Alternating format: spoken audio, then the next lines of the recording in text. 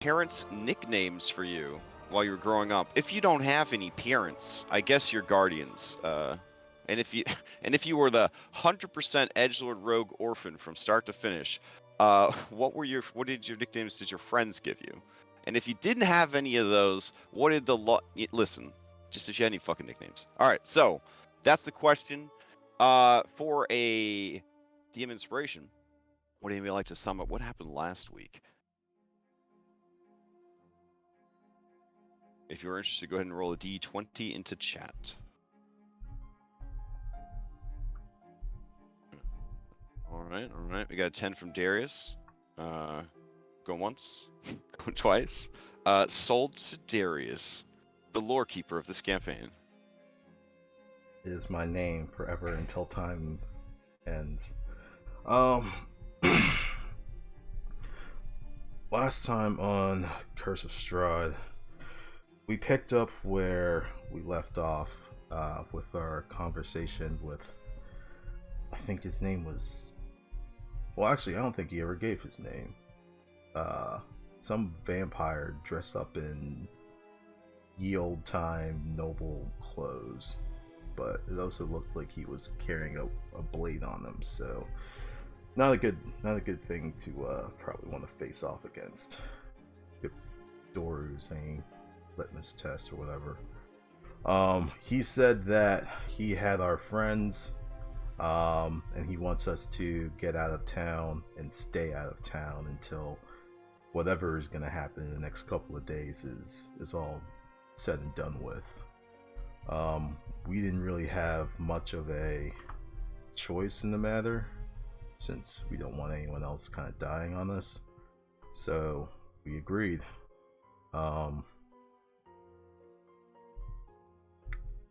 We went to a fishing town by the lake, because that's where he said that they would be depositing them, hoping that they would be true to their word. We saw that lady Tessa, who was there. She told us that a group of adventurers had come by a couple days ago. I guess they're called the Cold Shoulders, so at least we got a name for who these guys are. When we also gave the description of the dude that we had just met like an hour earlier. Heading over to the abandoned shack, we found our companions. Izzy and Mac were both unconscious. Same with Ayla. Unfortunately, Eric was dead. Like, dead this time. Or I guess Ayla was looking dead too, but I guess she actually was alive. I don't know. There's some weird shit. People not actually dying when they look like they're dying. But we tried to assess how best our people were, and to see what we could do for Eric. And that's when his body convulsed and erupted into a blood creature, somewhat similar to those things we saw back at the death house. And unfortunately we had to put him down for good this time. We decided to kind of wait for a little while because weren't really sure what to do now that the vampires are kind of taking over Vallaki. And that's when this what's that game called that Mac was telling me about, Final Fantasy, some Final Fantasy looking motherfucker shows up with a wolf on his shoulder, like a wolf like pelt on his shoulder. He says his name is Luke and that he's been following us for quite some time. And I guess he was trying to assess what we were capable of, because he does have a task and he does know that the werewolves are interested in us. I mean, take a number. Seems like a lot of people are interested in us. He would like for us to talk with his alpha. That's something that I guess we have to do according to those readings we got a while back. But we decided that we would take camp at the Vistani camp outside of Vallaki to at least kind of rest up a little bit. Aragol wasn't there, but Luvash was, and we kind of informed him of what was going on in Vallaki. He gave us a little bit of a rundown of how Strahd's followers kind of work, from the Vistani to the vampires and all those other ones, including also Lady Wagner.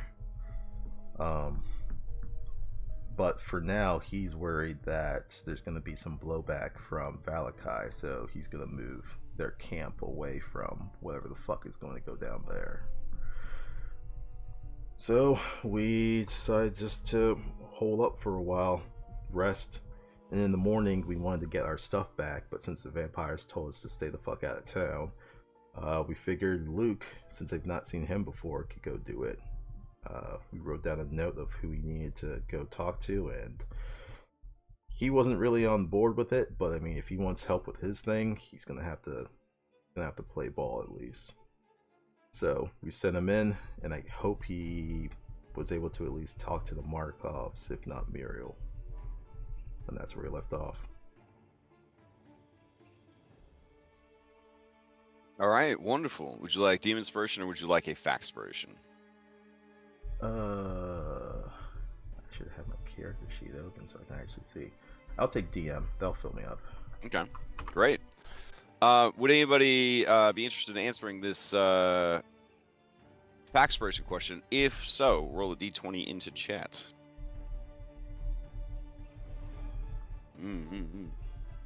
A mystery roll coming in.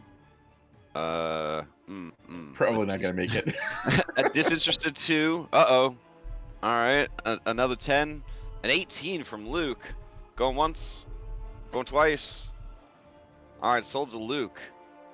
Luke, what do they call you back home in them puritanical lands? Well, his father didn't really give him much of a nickname, always addressing him formally, but his mother would always, every now and then, call him Lulu for short. Ooh, it's a sort of, cutesy nickname. Yeah. Out of. Wow. I'm glad this is meta knowledge, and no one actually knows this, because they might do something bad with that information. All right. She doesn't know. She doesn't know. You may ask the same question of any NPC you've met previously in the campaign. Probably kicking yourselves now that you haven't met Strahd yet. Just saying. Maybe not. Peterson. Peterson? Yeah. Oh man. Okay. Let me see. Alright. So when Peterson was a boy, I mean, mostly they just called him Pete or Petey, but a lot of times they called him Junior because his father's name was Peter, hence Peterson. He sometimes his grandma would call him Donut. Donut. That's interesting. Oh. Okay. She was really strict. It was don't do this, do not. I can't reveal. I'm not gonna reveal why he was called Donut, but his grandma used to call him Donut. So. Was he round like a donut before he turned handsome? Hey, listen. We're not gonna talk about it, okay? Okay. We're not gonna talk about young doughboy Peterson before he hit puberty, okay? We're not gonna talk about that. Yeah. He's not on trial here, okay? He's not on trial here. Ooh, so he got a glow. Maybe it's because he was sweet. He was a sweet little guy. So no, he actually kind of looked like the animated GIF meme with like the chubby black kid that's like doing the peace out and disappearing. Oh yeah. yeah. That was no. Peterson. Yeah, that was Peterson before puberty. So. Oh no. I mean, yeah. He has a glow up at least. So. Yeah, little donut. All right. Damn. Sorry, Peterson. I didn't mean to put you out like that, but you took a hit for the boss for sure. Nobody wants to know what your boss's nickname was as a kid. All right. So, I'll change the music, and you guys tell me what to do, or what you're doing. At the very end, we did say Luke had to go back for the wagon. Oh, Because yes. he almost So, left without it. so we should probably finish that scene. Okay. And our rest at the camp, was it a long rest? It I forget, was. Yes, because they are a sanctuary because you Alright. saved Arabelle. So my muscle injury should go away then, right? Just if I'm reading the recovery stuff right, because I don't have any other wounds. Yeah. Okay. You wouldn't get well rested though, but that Correct. would go Okay. away. Yep. All right. So let's see. Let's head, I guess, into town real quick. We ended the session with Luke pumping his fist because he was really excited because he handed off the information he needed to, and then I'm assuming you just come back to the party. Is that? Well, I was about to leave the gate of Vallaki before I I and then remembered. you remembered. Okay. All right.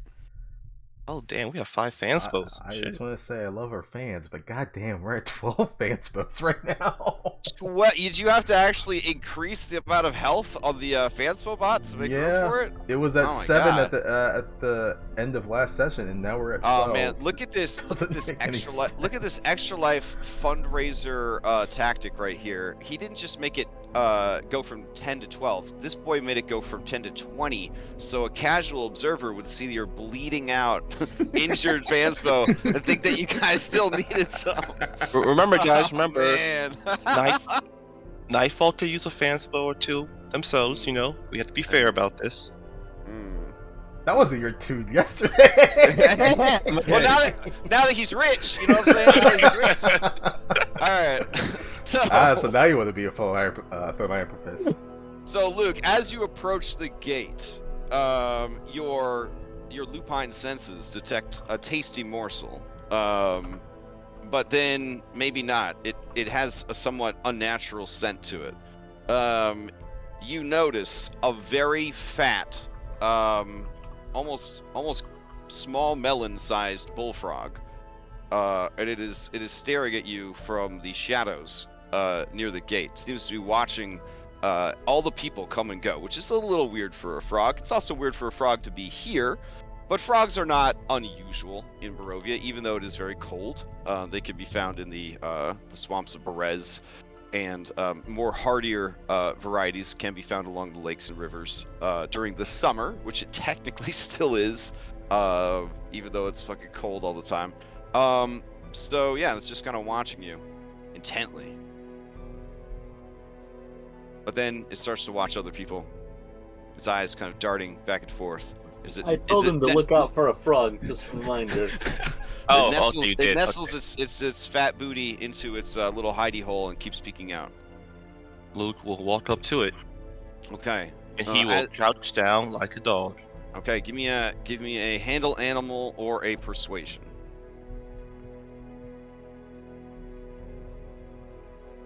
Can I grapple it instead? I mean, if you want to.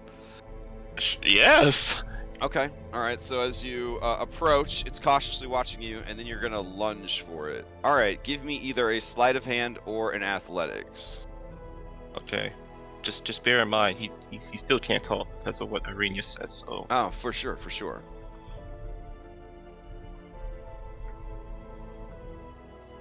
All right. Let's see. That's pretty good. His acrobatics passively is a 13. So, you snatch him up, and he says, "Oi, oi, hey! What? Let go of me!" And he starts opening his mouth like he's gonna bite you. She said don't talk. He will point to. Oh no, that doesn't work either. Can you just run out the gate with the frog? Sure. All Okay, right. he'll do that. The guards watch you go, and they say, "Oi, takes all kinds, all kinds." All right. So as you're running, he's screaming, and he's like, "Guards, help! I'm friends with Izek. Oh, I tipped him off to a real big. Hey, help me! Ah!" As you carry him off into the night. All right. Can we say that we're at... There's like a tree line before you get to Vallaki. Like, we can't enter the town. Could we just be waiting at the tree line? I would say that is a pretty normal behavior. If you're sending a person that you've just met who is somewhat suspicious to get Yep. all of your worldly goods, Yep. I think you would probably have concerns about their ability to do so. 100%. Okay, so about 15 minutes of running, Thought cries for help.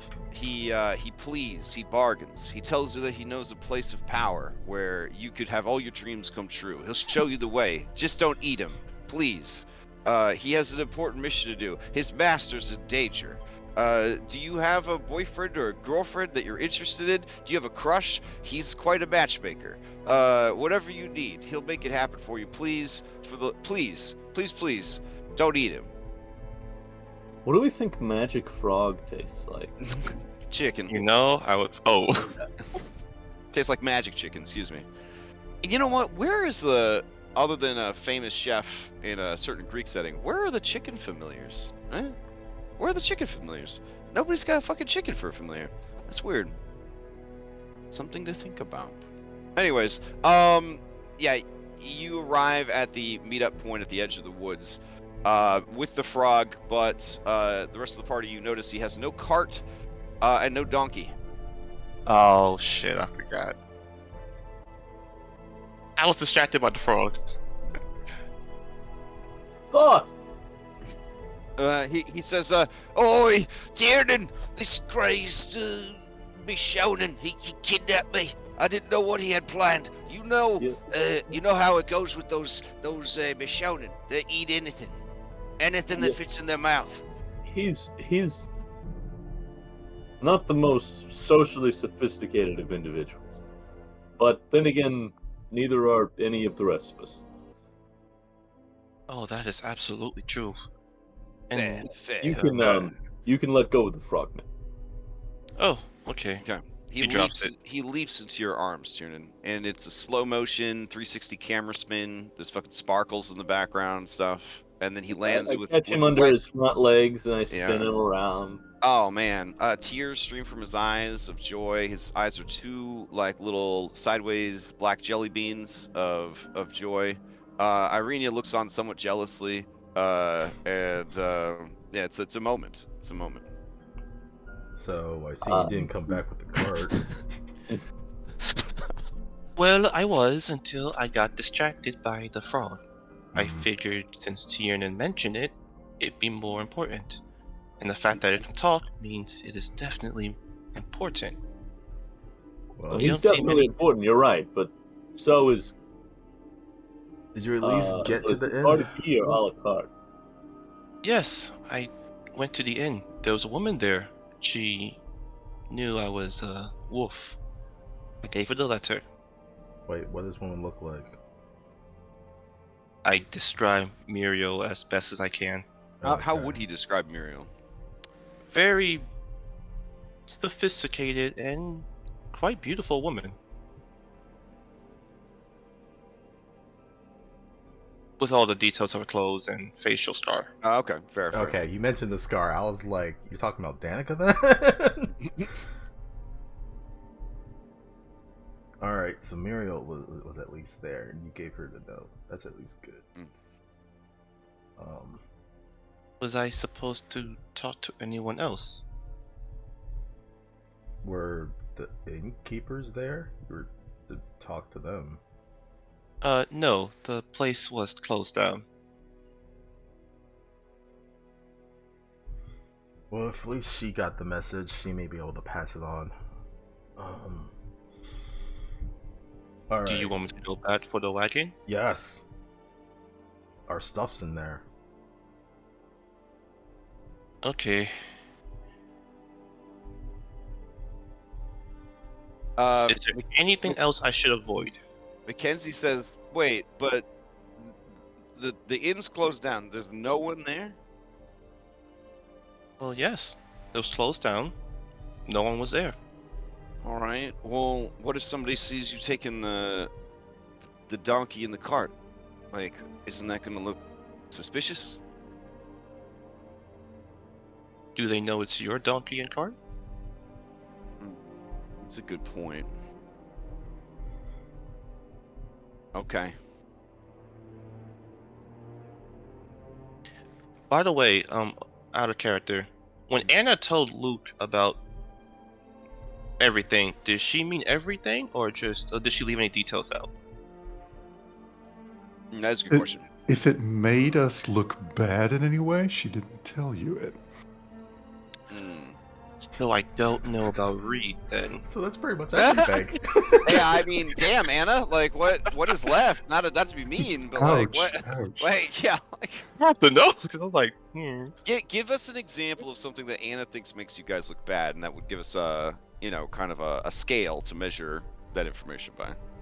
So, for example, the winery attack where we lost, like, 4 people died, she would say that we lost a few of our member, not going into detail as to how they died or anything like that. Undersells failure. She undersells failure. Okay.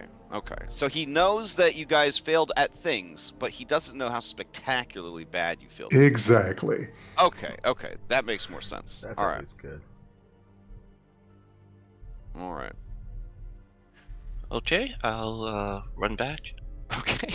And should anyone see me, should I kill them, knock them out? No. Why was that your first? Just say you're with the Walking Dead, you're getting our stuff, and you're leaving town. That's it.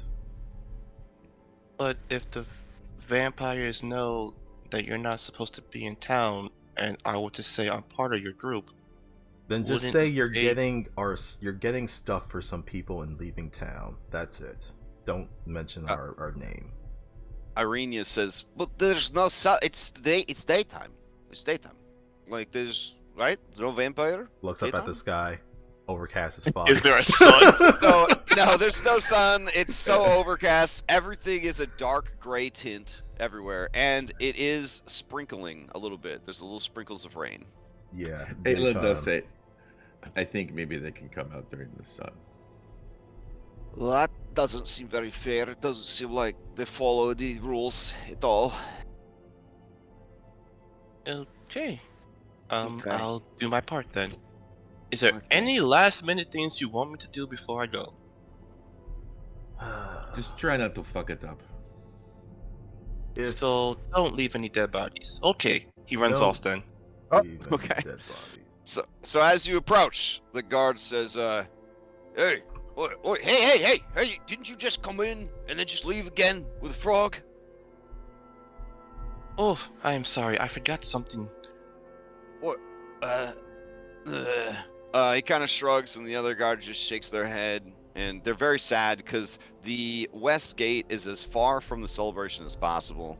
So you could tell that these guys are probably being punished with this particular guard post because all the fun, frivolity, and police brutality is going to be happening on the east side of town, and they're stuck over here on the west side. It's just a pity, just a shame, honestly. All right. So you go into the town. It's pretty barren here on the west side because everybody, for fear of their safety, is attending the festival, which you can hear the sounds of the festival off in the distance. To let me see if I got festival music. Hold on. Yeah, you're not gonna be there long enough. This is fine. I'm sure you won't get mixed up with anything. So, off in the distance, you hear horns and drums and cheers. Some of the cheers sound happy. Some of the cheers sound forced. Most of the cheers sound tired. You do see that the inn, now that you're kind of paying more attention to it, is done up with decorations and stuff. And there is a sign on the door that says it is closed until evening, but there will be specials, and there's a specials board with the different specials they're going to have for the festival and whatnot. Looking around, you are trying to kind of find the stables and all that. All right. When you get to the stable, around the back of the inn, there's an old man there. He stares at you with his one eye. He seems to be smoking a pipe, and he seems to be talking to a donkey.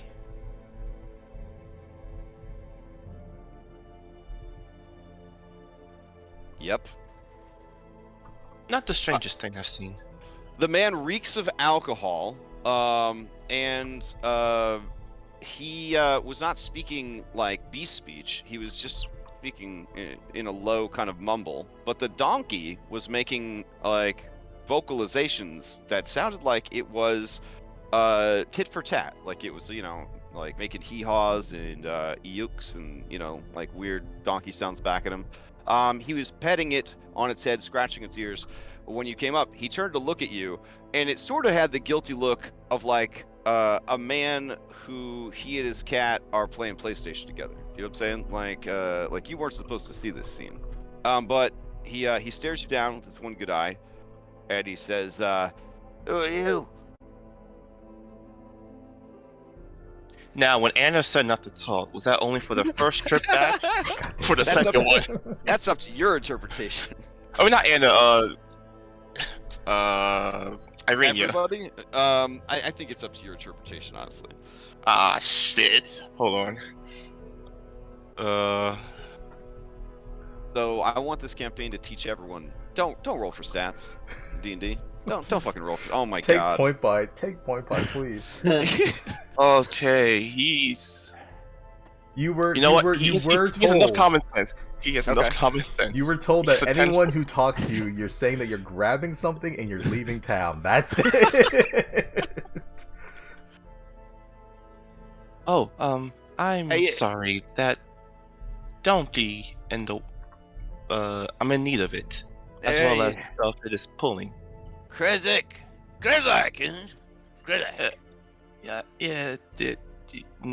Yes.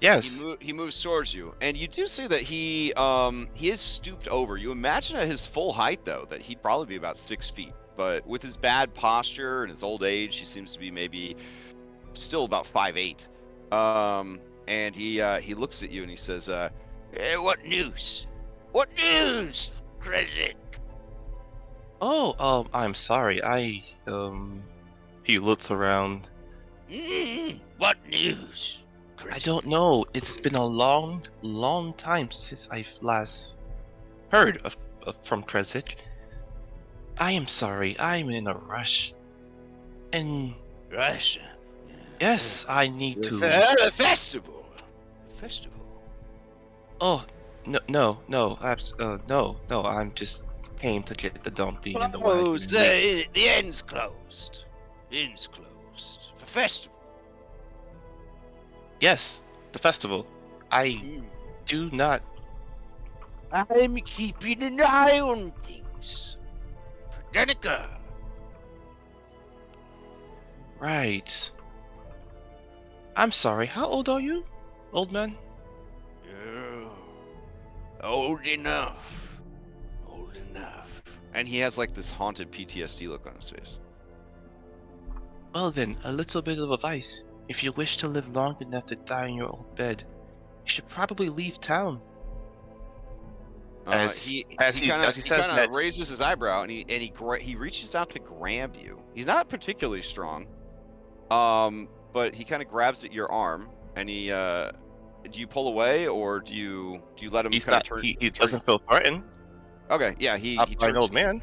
Yeah, he turns you around and he says, "Why? What's happening? What do you know? Tell me. I'll pay you. Tell me." How much? Gold. What do you know? Tell me I pay you fair.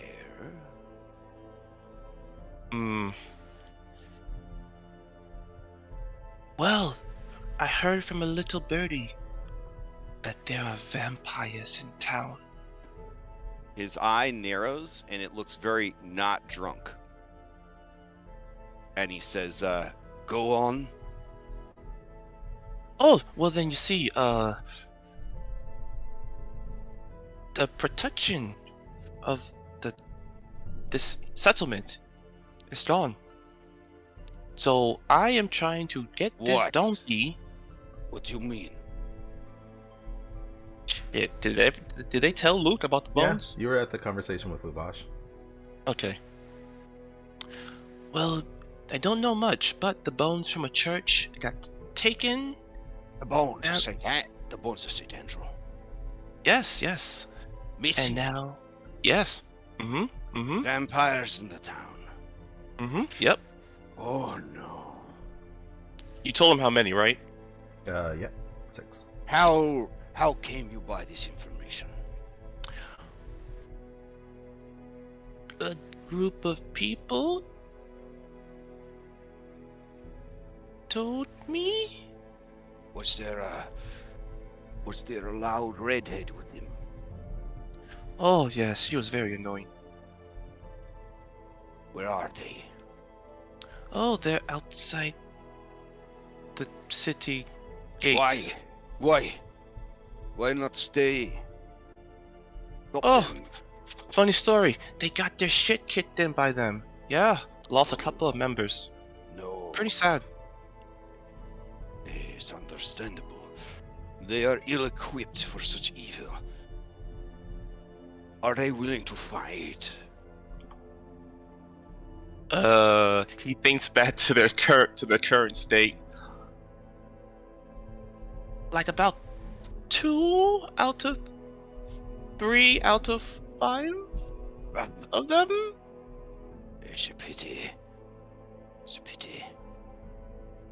Truth be told, I think they might be able to. I'm not really sure.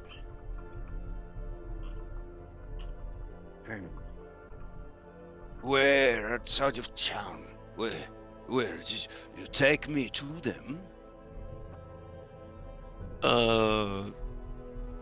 He rummages around in like a belt pouch, and he produces like just a fistful of gold, and he kind of like starts trying to push it towards you. Oh, I absolutely will. Hop on. The cart. Hop on the cart. Not on me. On the cart, please. I can walk. Let's go. How much gold did he give me? About 12, which is a fucking decent amount of gold, you know. Okay. Yeah. All right. It's a couple of nights at you know the tavern, so it's not a small amount of gold. Yeah. Loot isn't And complaining. the way he handed it to you was like his brain is like somewhere else. Like he's got a lot of browser tabs open in his brain right now. Okay. Well, I feel called out right now. Loot will take hauling ass, the wagon, and this old man, and begin walking out back the gate. The one guard goes to say something, sees you, the donkey, the cart, the old man, sighs, just goes back to staring forlornly off into the distance, trying to drown out the faint sounds of festivities that he wasn't allowed to attend. Enjoy the festivities, guard. This will be one hell of a night. You hear a stifled sob from inside his helmet. Alright. Oh, they're gonna die, aren't they? Okay. So you sent Jack to the marketplace to sell the cow. He comes back with the cart and Hollinass and Richard Kleskoff, the resident mysteriously rich drunk from the Blue Order Inn. I just would like to say I did not kidnap him. And yes, there are no dead bodies. I think. That's progress. Okay, so why is the old man here? As the old man looks around the scene, you may give me a insight and or a perception check if your character is interested in doing such a thing. Totally optional.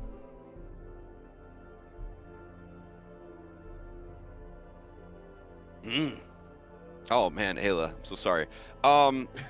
Your racist detector goes off. This guy does not like the look of you. Likely because. Yeah, okay. I don't know how that got there, but likely because you are a Vistana. You've dealt with this your whole life, and you pick up the signs very easily. That he immediately, when he looks at you, there's like just a general sourness to his mood. she's used to it, unfortunately. Okay. You also realize, Ayla, with your very high insight check, that he is not really drunk. I mean, he's what us. He's what alcoholics call high functioning. So he's had enough that he's doing good right now, but he's definitely not impaired in any way. Despite him sort of overplaying both his age and his drunkenness. And Mackenzie would pick up on that subtle clue a little bit as well. The rest of you, he does kind of come across as a confused, tired, drunk. Okay. Let me help you, old man. And she will go up to him, feigning, helping him. And she will whisper something to him, which I will whisper to you. Oh, okay. On Discord? Or if you guys want, I mean, just so the players can hear it, I'll just, Oh, you don't hear this. Like we discussed in our metagaming podcast. You guys are all good enough role players. All right, what do you whisper to him? She says, "It appears neither you nor I are what we say we are, or appear. If you hurt these people, you will pay for it with your life." And then he grumbles back to you. This is the kind of iron that will be needed in the days to come. Yes, old man. Right this way. And she'll just lead him further to the group. Okay. Alright. Luke immediately goes to Arena and puts his head out towards her, as if waiting for something. Okay, she will roll an insight check. Let's see. You might not know this, guys, but Irenia has a very low wisdom. What? What? Yeah. It's a 6. She says, Challenge accepted. She says, you have done a good job. Is your head okay? Did you get a bump? I will do medicine. Close enough. Alright, she will start to comb your hair away, looking for any sort of injury. Alright. So, the man is there. He seems to be taking in everybody's measure. If you would like to present a different measure than you actually have, I will need a performance check or a deception. Can I use performance strength? Nope. This is this is the vibe you're giving off. He's doing a vibe check on everyone right now. So performance or what's the other one? Deception. Okay. That's a skill in 5e, right? They call it deception? Yeah. I think so. Alright. So, why aren't you drinking?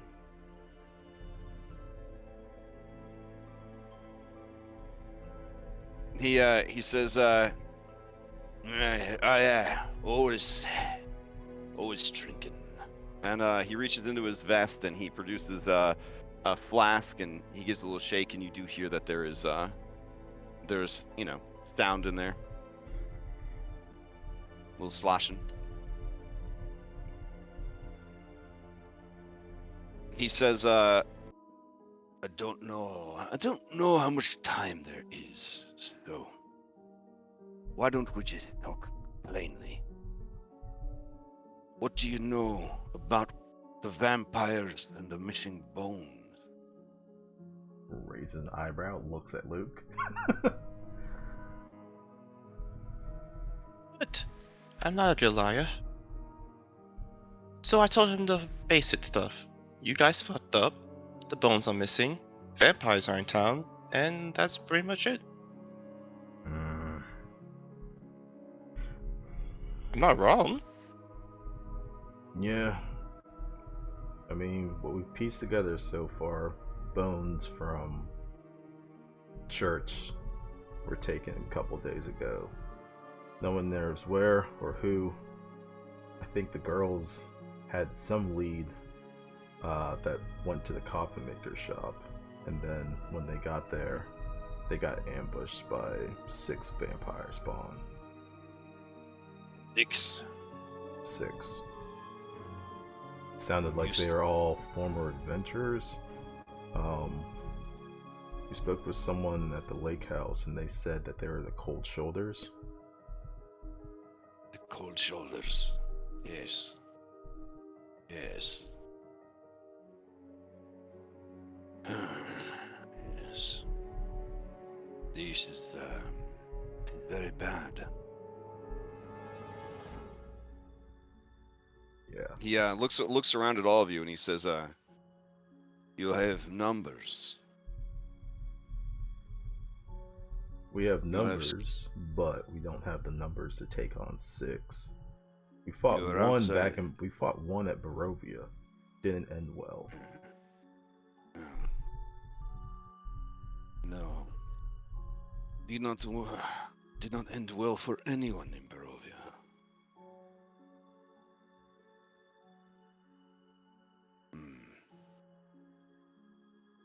You helped Denica.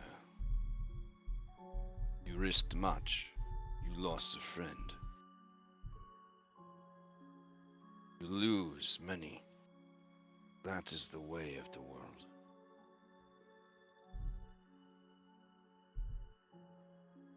What do you think the vampires will do? What will happen?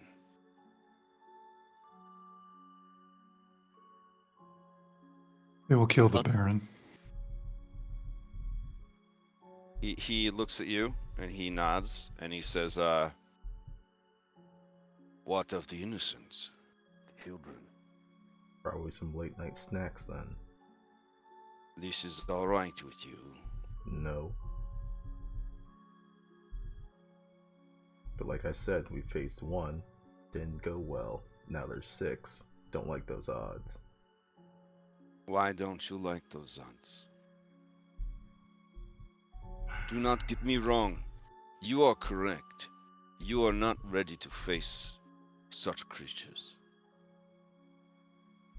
You are well-meaning fools, lured here, trapped in this prison, the playthings of the Dark Lord. You are his distraction. You'll see much for a one-eyed drunkard. I like to stay informed.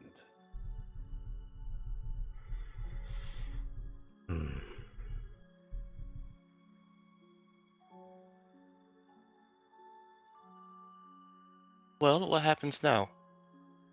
We got your wagon, we have your donkey, and clearly you guys don't want to fight vampires. So, what then? Well, I mean, he's not wrong. He said that we're not ready to fight such creatures. What would you need to be able to fight them?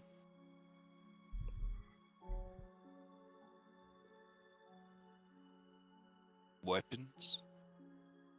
Holy water? Knowledge?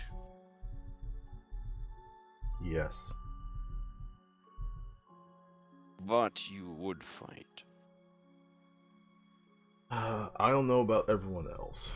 I would. I already feel bad about leaving. I don't like leaving Vallaki in the hands of these creatures. What about that woman Anna had brought up? Fiona. Wait, walked her? Does she not benefit from this? I mean, she would. The Baron's dead. No one else to challenge her for taking the town over. She is but a lapdog to Strahd, though. Still. The old man reaches out and grabs hold of your forearm / sleeve, and then immediately realizes what he's done, and he releases his hand, and he says, Do not say his name. His name gives him power. This is not superstition.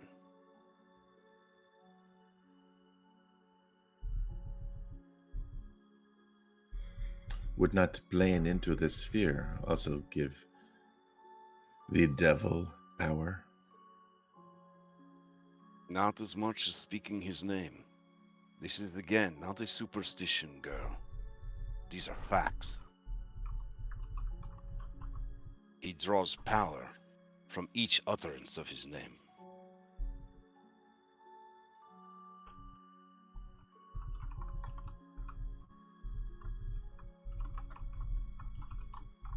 And to speak it is to draw his attention. And then his eye starts to like look towards like the sky and like all around him. And he says, I see that you are not ready. You are not the light that will banish the darkness. I'm sorry I wasted your time. We're just trying to survive. Of course. Maybe we had thought that we were going to go to some hag called Jenny. Apparently she knows some things about the world. Maybe she'd be able to help us. But as of right now, we don't got what it takes to fight those guys. And you think you know better than my grandmother? I do not know your grandmother, but I know better than many grandmothers. These people, they are fated. There is certainly power in those chosen as playthings of the Dark Lord.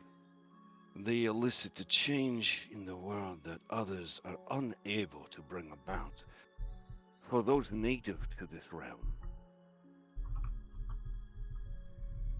They are as years in some watch, endlessly turning, infinitely, their cycle unable to change. But those from outside the prison, they are not bound by the rules. They are the only thing that can challenge him. And what is immortality without a good challenge now and again? Boredom would surely take one's mind elsewise. Like the abbot? Like the abbot? I have heard stories of the abbot and his great fall from grace. You would be cautious to deal with such a man. I will tell you this. Oh, go ahead. No, sorry. I was going to say go for it. Many a proud man has taken a wolf pup, thinking he can control them and that they are harmless and just a plaything. Until that wolf gets older and grows teeth and sharp claws and proves to that proud man that they are not ones to be controlled or messed with. We may have entered this place as pups. She'll point to all the outsiders. But to know that teeth are growing and claws are sharpening. That is good to think. I hope you hold on to those beliefs. I imagine the Cold Shoulders had such ideas until they were broken. Do not forget your own words, as the losses and the pain and the darkness piles up around you. In this darkness, you must be a light that shines, or you will quickly be absorbed into the night.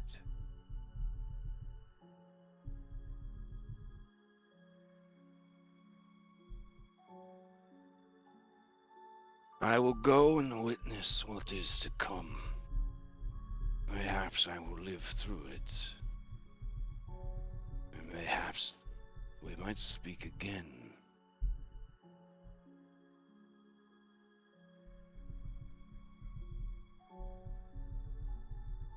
If you guys want payback, to strike back in some meager form,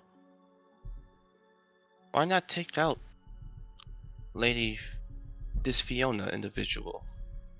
From what Anna have said, she favors Strahd above all else. He's just And very should the slowly Baron teetering away. Wait, no, old man, keep don't going, go. keep No, don't say that. What? You think he's walking slow on purpose because he wants you to stop him? That's crazy. He's just really old. oh gosh. Old man? man. Oh, Would you- he stops dramatically and he looks back, feigning surprise that you would call to him. God damn it. And he says, "Yes." Would you come with us? Where do you go? What do you seek? You mentioned weapons and holy water and other stuff. Do you know where these things are? How to get them? Yes. Yes.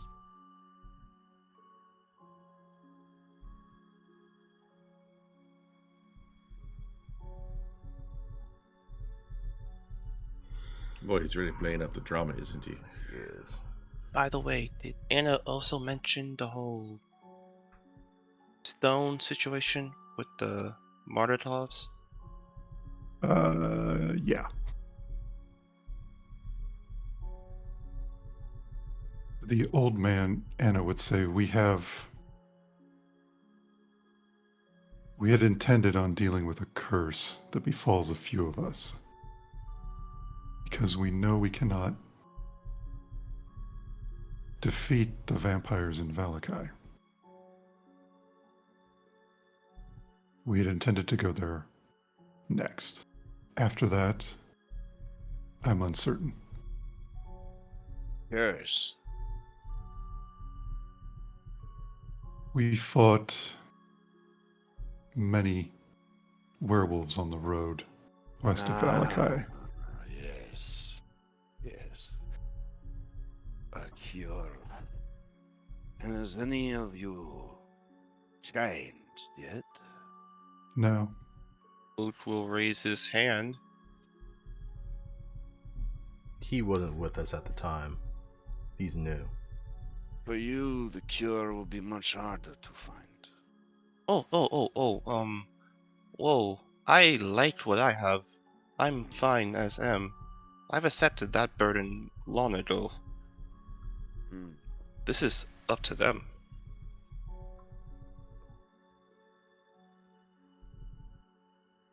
If you have not changed yet, there are many avenues open to you.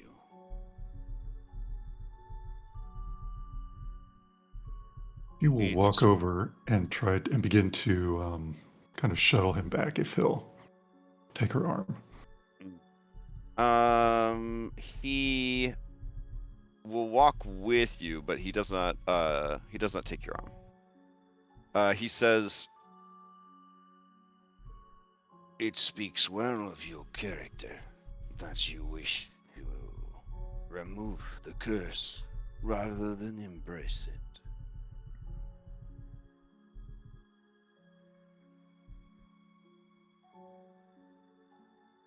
Different strokes for different folks. You seek power, and it would be an easy path. That's what we've heard. Also heard that it makes you bloodthirsty. And if that puts my friends in danger, then not interested. The people of Krezik, they have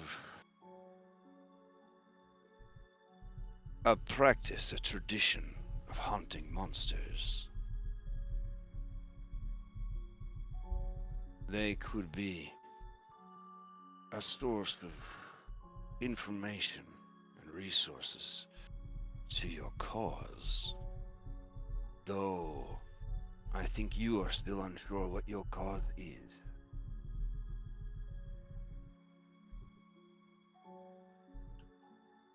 I think it's pretty clear.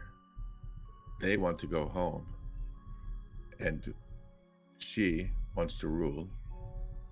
And Rule? What?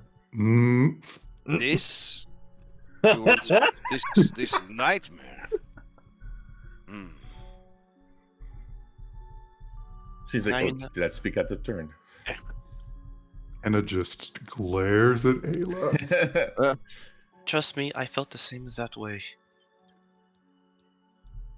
You too want to rule then? No, I mean, I think she's crazy. No. This is something many have tried. It is something that the Dark Lord welcomes. For again, his boredom is his greatest enemy. That and his curse. You can give me an insight check, anybody that's interested, when he says curse. It's a capital C.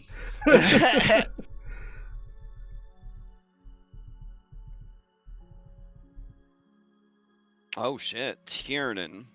When he says curse, his one eye looks right at Irenia. Probably because she's such a cutie. No other reason at all. Totally believable. Mm-hmm.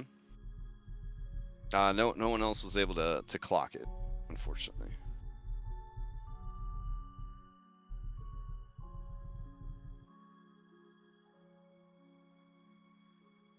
All right. He says, Krzik, to learn. The Abbey could provide you with holy water and answers. We've heard it's sealed. Do you know a way in?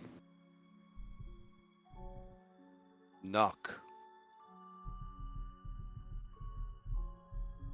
That easy.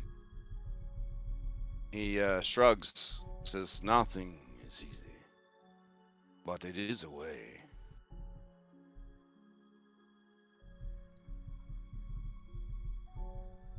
There is a witch to the south with powerful magics, but you are not ready to take her.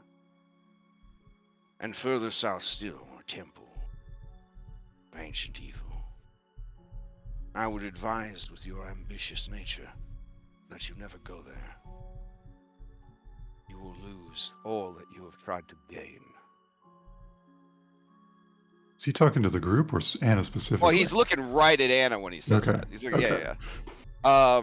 He also says, you could find allies, Argenvarto. And there are whispers of an ancient bandit fort, once again filled with activity, if not life. There could be some treasures there as well. You tell more ghost stories than a traveling minstrel. Since you seem to be so knowledgeable, what do you know of Yester Hill and the Faithless? We have business there. If you do not mind the defilement of the dead, of the natives of this ancient land, it is likely many artifacts of power are buried on that hill. It is also the home of great and terrible evil.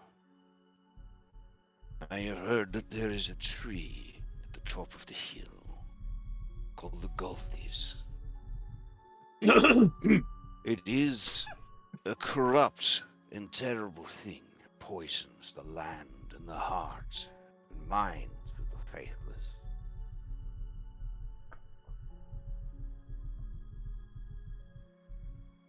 That reminds me. Weren't you guys supposed to have gone there? Or what this Madam Ava has said. Yeah, it's one of the things, like I said, we have business there. I have heard of this Madam Ava. She's a meddler. Hands on hips. He plays the game by the rules, yet still hopes to win. I suppose when one is gambling, you must believe in your heart that you can take the house. Why else would you bother? Without hope, there could be no action at all that matters.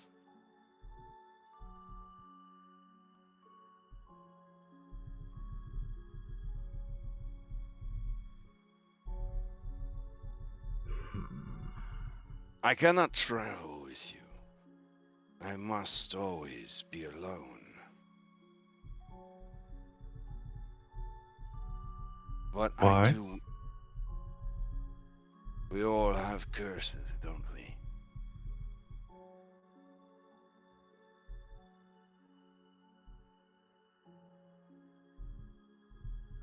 Well, your information has been helpful enough, so thanks. I will tell you. If you are willing to return to town with me, I will do what I can to aid you in the fight against the vampires. But I cannot, in good conscience, tell you that any of you might live, only that you would die making some small difference. If you feel those costs are too high, if you feel that your potential has not yet been reached, that you are capable of striking higher and harder. And he kind of turns his gaze to the east, imagining, I guess, Castle Ravenloft off in the distance. I understand and respect the decision. One cannot save every life. One cannot change every outcome. Sometimes, waiting for the right moment to make one big impact is worth all the losses and all the sacrifice.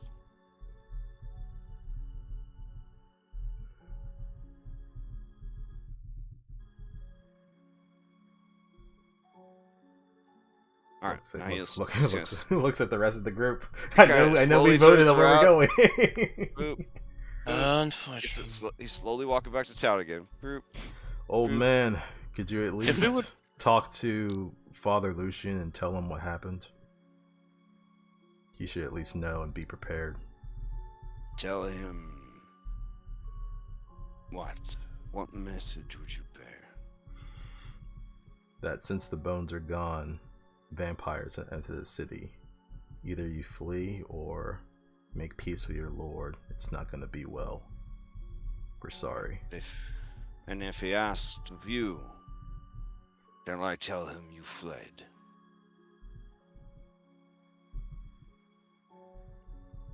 Tell him we lost people and that we're not looking to lose more. Not yet. But if he wants to say that we fled, then so be it. I mean, we don't have to. We could try to help at least. so What do you propose, man? There's weeks before we have to worry about this possible curse that's affecting us, but this is happening now. And this was happening last night too, when 4 of us almost died.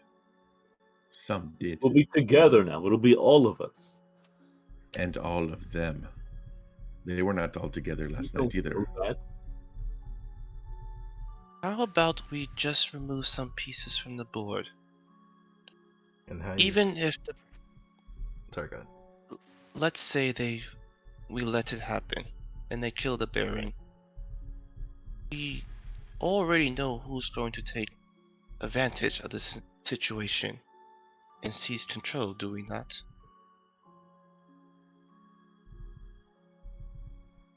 Yeah. So, let's take her out. If we kill her, even if the Baron dies, at least we know someone no worse than her will be in charge. Sure, the town will be in chaos, but even so.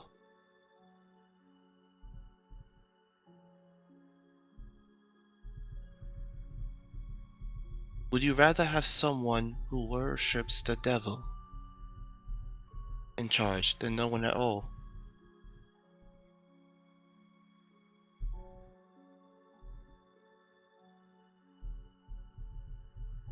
But if we do this, we'll have to do it fast and during daytime.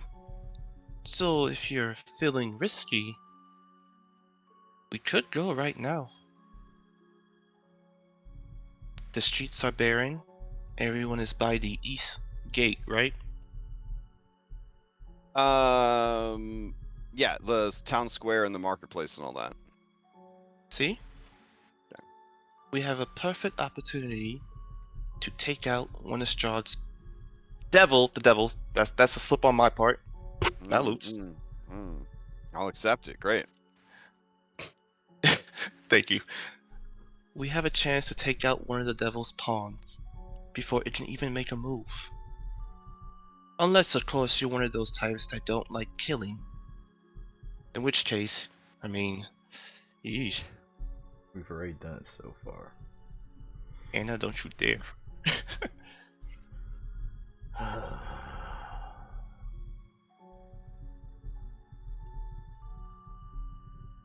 So, as your friend Tiernan said, 2 weeks, you either become like me, or you don't.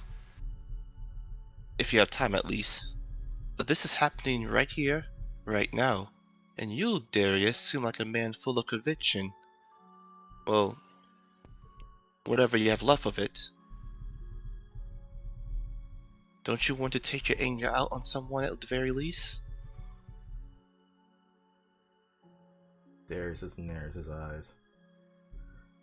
I suppose this is a bad time to ask, but Irenia would want to know if when you went to get Holland-Ass, you also got her horse.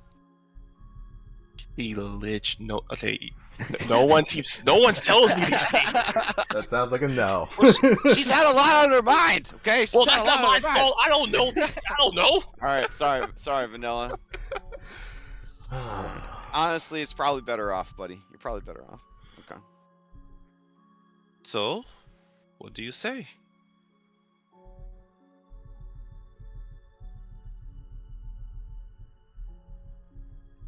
Looks towards Tiernan.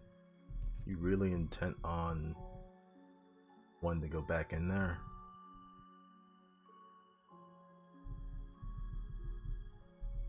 I've wanted to try to help the city the whole time. If everyone else feels like we can't do it, or there's no point in trying, I'll go along with the rest of you. It is daytime right now, and if the vamps really could walk out, they would have done it by now. Even prior to the Still in the Bones. Tiernan, do you have a plan? As I said, the streets are barren. Everyone is by the east side. There's not a lot of onlookers. And you have allies within, do you not? I wouldn't exactly say allies. I mean, we do have the Oh. Markovs, yes, but like, from what I can tell, they don't really seem like fighters. True. Except for maybe Muriel. But they can sneak you in through their wagons, can they not?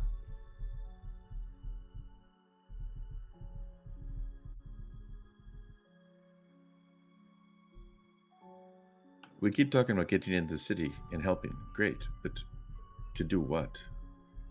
To kill a woman. You wish to just assassinate a woman in a street full of guards? It doesn't have to be in the street. It could be at her home. Oh, so we break in and kill her in her home. Okay, that's different. Tiernan, Last I checked, you got your friends killed when you went to the coffin maker place, did you not? Ooh. You know nothing. True. But their blood is still on your hand. When you bring that up, Luke, Izzy starts to kind of breathe like a little bit faster, like she's kind of remembering that horrible encounter. And then Mackenzie notices that and says, "I don't think we should go back. I'm sorry, Darius. I'm sorry, Tiernan. I don't think we should go back. This is a terrible place. Terrible things happen all the time. Like mysterious old man, Odin or whatever. He said, you know, if we didn't think we could do it, we couldn't do it. So he said he couldn't guarantee that any of us would live. But yet he also said that if we left to get strong or whatever, he understood. I'm not trying to absolve myself of the guilt I feel for leaving these people to their fate because of the random words of a mysterious drunk, but like, what are we really gonna do?" Yes, what are you going to do? No matter where you go, no matter which crevices or hole you crawl into, there is always darkness around you. You may die today, tomorrow, or even the next 10 seconds. The point is, do you want to win and do you want to go home? You're gonna have to be proactive and make a move at some point, do you not?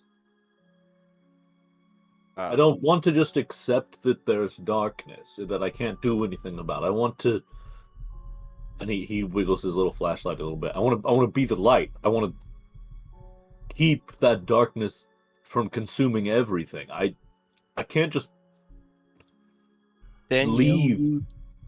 Then you can do something about it. And we did. We gave warning to people. Murdering another woman who we're not even entirely sure is connected doesn't seem like the way to fix this. On his shoulder, you guys see Thought nodding, which is difficult for a frog. It's more like bobbing, because, you know, the neck situation, to the conversation. And he raises a single webbed fingy, as if he's raising his head in a academic lecture. I think your friend has a suggestion. What do you have for us? Well, alright, I've been listening to this. It seems that everyone has different things that they want. You got this group over here. We'll call them the Earthers. So they want to go back to Earth, right? Then you got Wolfman. He wants you all to become werewolves. Sorry, Luke, it's pretty obvious. And then you got Ayla over here. She's a mad Sheila. She wants to go kill Strahd. You got Anna over there. She likes that idea that Ayla wants to kill Strahd because Ayla, is like her dagger stabbing at Strahd because she wants Strahd out of the way so she could be the next ruler of Barovia, which, good for you. Good for you. It's good to have goals. It's important. Now, how do you make all those goals work together? The way I see it, and I'm just a frog, fighting a bunch of vampires that are outside your weight class, it just doesn't seem like it benefits any of those goals. So you say you have goals, and then you're contemplating actions that go completely against those goals. Doesn't make sense to me. Well, they haven't exactly been proactive, have they? Well, I think they're pretty proactive. I've heard they did some pretty good stuff. Where? They helped the winery. Oh, And, yes, yeah. Anna brought that up. Yeah, they saved Winery. a little girl from drowning. Mm-hmm. Which, in turn, got them allies amongst the Vistani. We've made allies with the Vistani. We've made allies with the Markovs. What now? But none of these folk are willing to get you out of here. Otherwise, the Vistani would have already done it, since they have the ability to do so. I don't know what the Markovs are bringing to the table, but it sounds like they've got their hands full with these missing gems. Sorry, I listened to everything that you're saying. That's what we familiars do. It sounds like in order to go home, you need someone real strong, the magic, or Strahd's permission. If you want Strahd's permission, maybe you should just ask him. But the problem here is this lot right here, they want to ask permission to go home, but these two over there want to take Strahd out of the picture. It creates sort of a dissonance there when you want to achieve your goals together. And I don't know what Wolfie Luke here wants to do, but regarding Strahd, but he does seem to need your help finding this bald fellow with the big ears. Wait, scratch that for the record. He was not there for that, so he wouldn't know about that. Yeah. I was like running through my head, like, what does this dude know? No, he wouldn't know this part.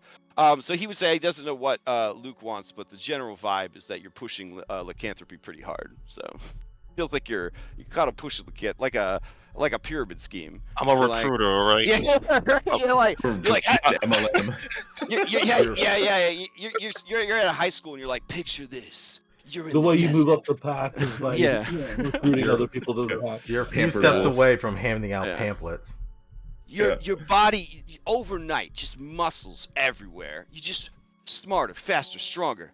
It's incredible. Yeah. Okay. Okay.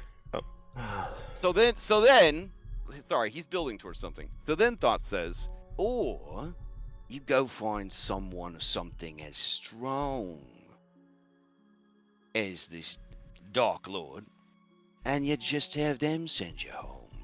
Or give you the power to beat him, or give you the power to stop him, or give you the power to find your missing, whatever you're looking for. So, where can you find such power?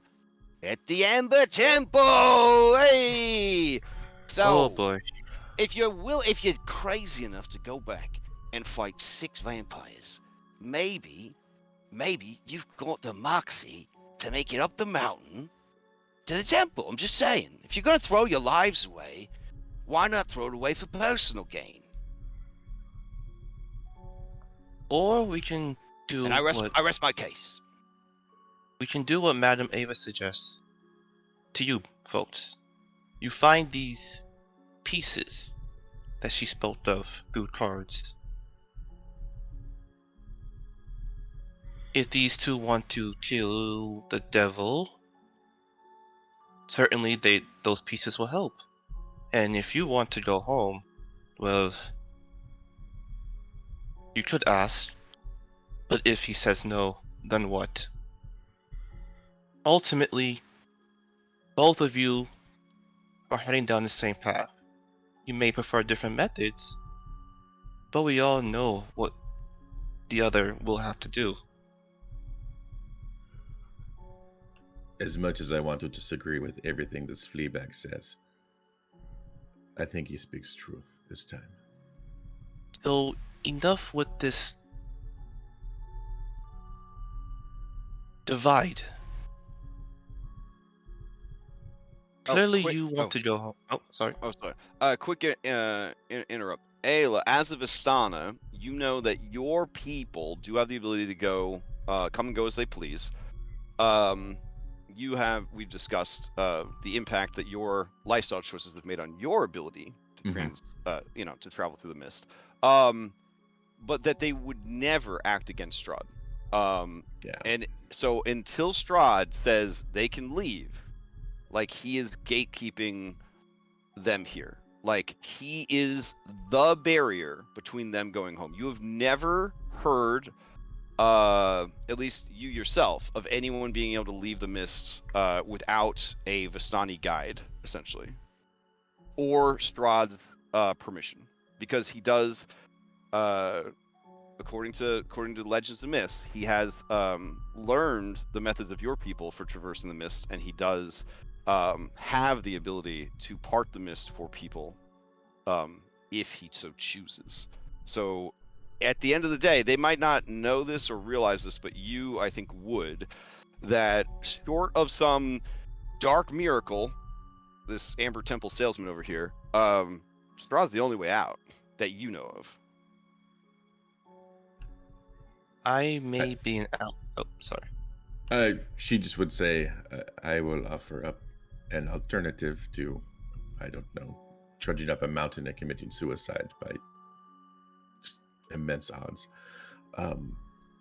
We could march straight into the lion's den, as it were.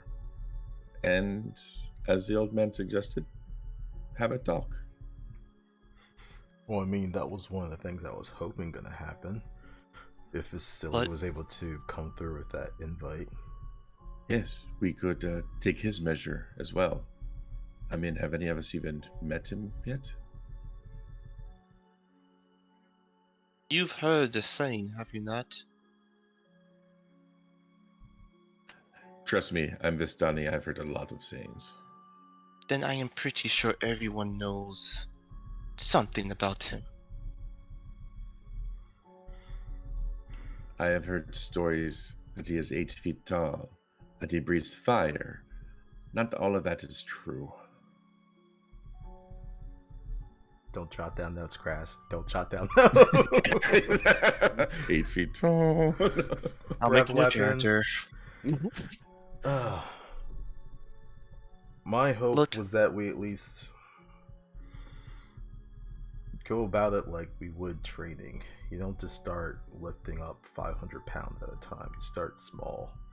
So whether that's going for these things of power or talking to Jenny, see what she knows. If it's not to immediately solve this werewolf curse or whatever, to at least give us some sort of idea of what we could use.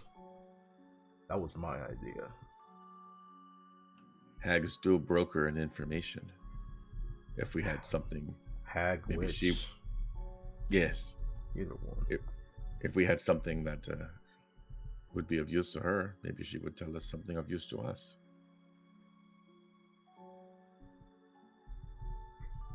Maybe she'll accept blue jeans.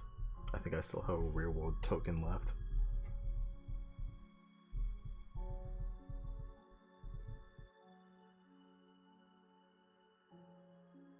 There's also the fact that the Vestani campsite is moving to Freze.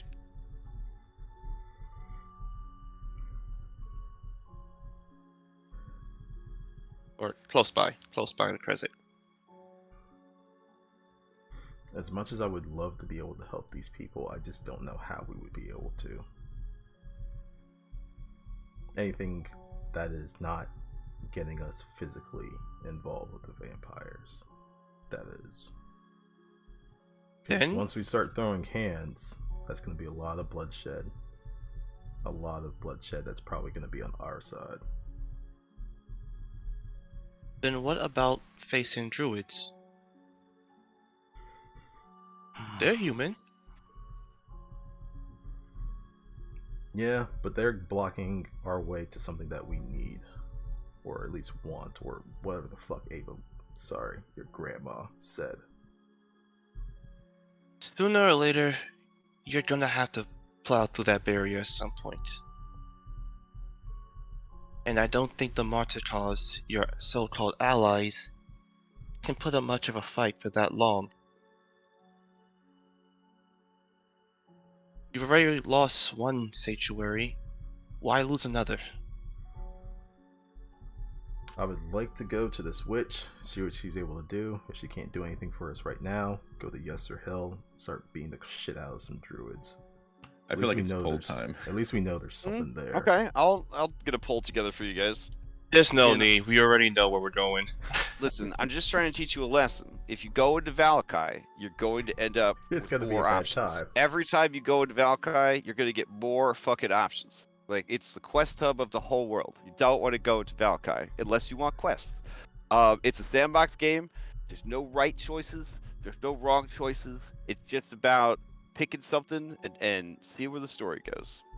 So you can't stress 5-star in this campaign. It's impossible. You just have to stress. Well, I mean, just surviving the next No day. one wants a 5-star. Just figure out something that matters to you as a player, and to your character, and just try for that, you know. But there's really nothing else you could do. I mean, it's big and it's terrible. All right, so what now? Return to Vallaki. Fight vamps. Okay. Next option. Head to Castle Ravenloft. Okay, it's a good one. It's a good one. Amber Temple. Sounds fun. Okay. Put Then I think Jenny and Yester Hill were also options. Okay.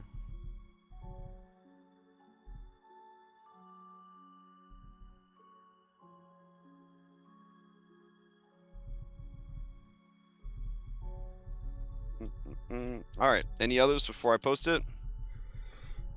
No, those are the ones I can think of right now. All right. I will allow multiple votes on this one. Here we go.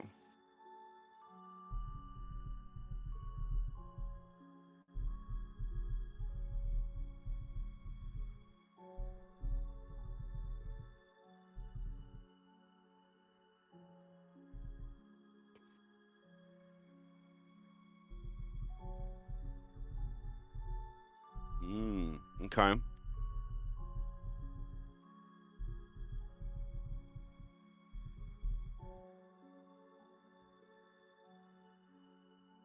All right, we're gonna close the polls in 10 seconds.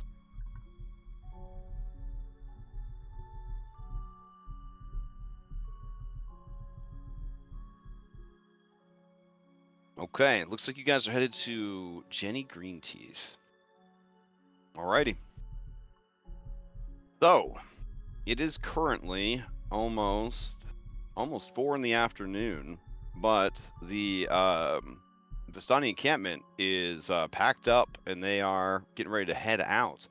Yeah, they're really good at this. Do you guys want to travel with them as far as the woods?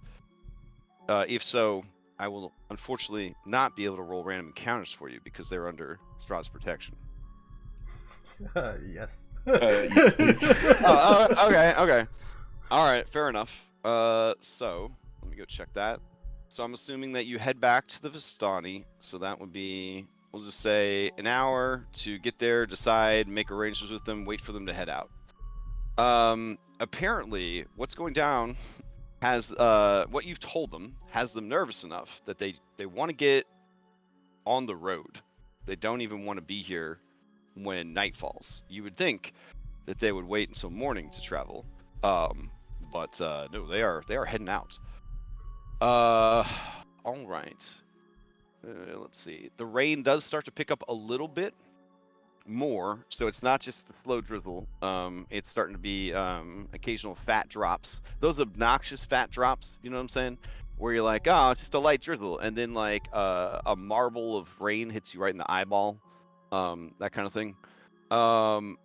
Okay, so let me check the map and plot your course. As we're traveling with them, do they have like any items for trade or sale? That's a good question. Let's see.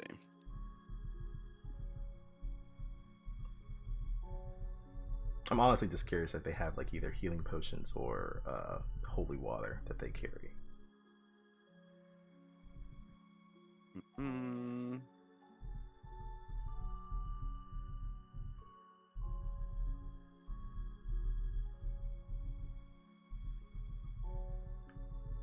Let's see. They have many of the basic things that you could, buy or trade for in the player's handbook. They do have additional things that they could sell, but you get the feeling that they would definitely want more than the fair market value for them. Things that they have that you might be interested in would include healing potions and holy water.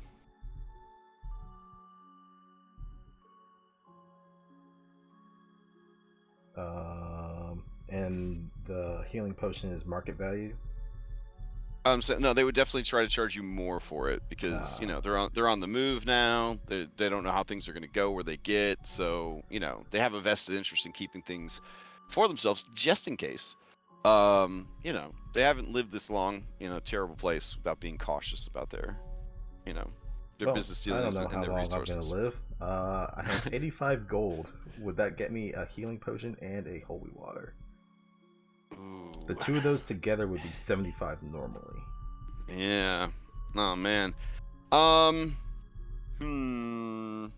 will accept one persuasion from one party member. If successful, Luvash will authorize the trade for 80 gold for one basic bitch healing potion and one holy water, because of everything you've done for them so far, including tipping them off to some bad shit that might be going down in Vallaki. Who has good persuasion? Oh, someone just chucked it out already. All right, Anna, you succeed, so they will make the trade. All right, cool. I will hand over 80 gold. All right, so you guys are starting here, and then you head up, and then you head to the Luna River Crossroads, where your paths will split. They are going to take the north road around the woods, and they would drop you guys off. So you traveled them for 8 miles. All right.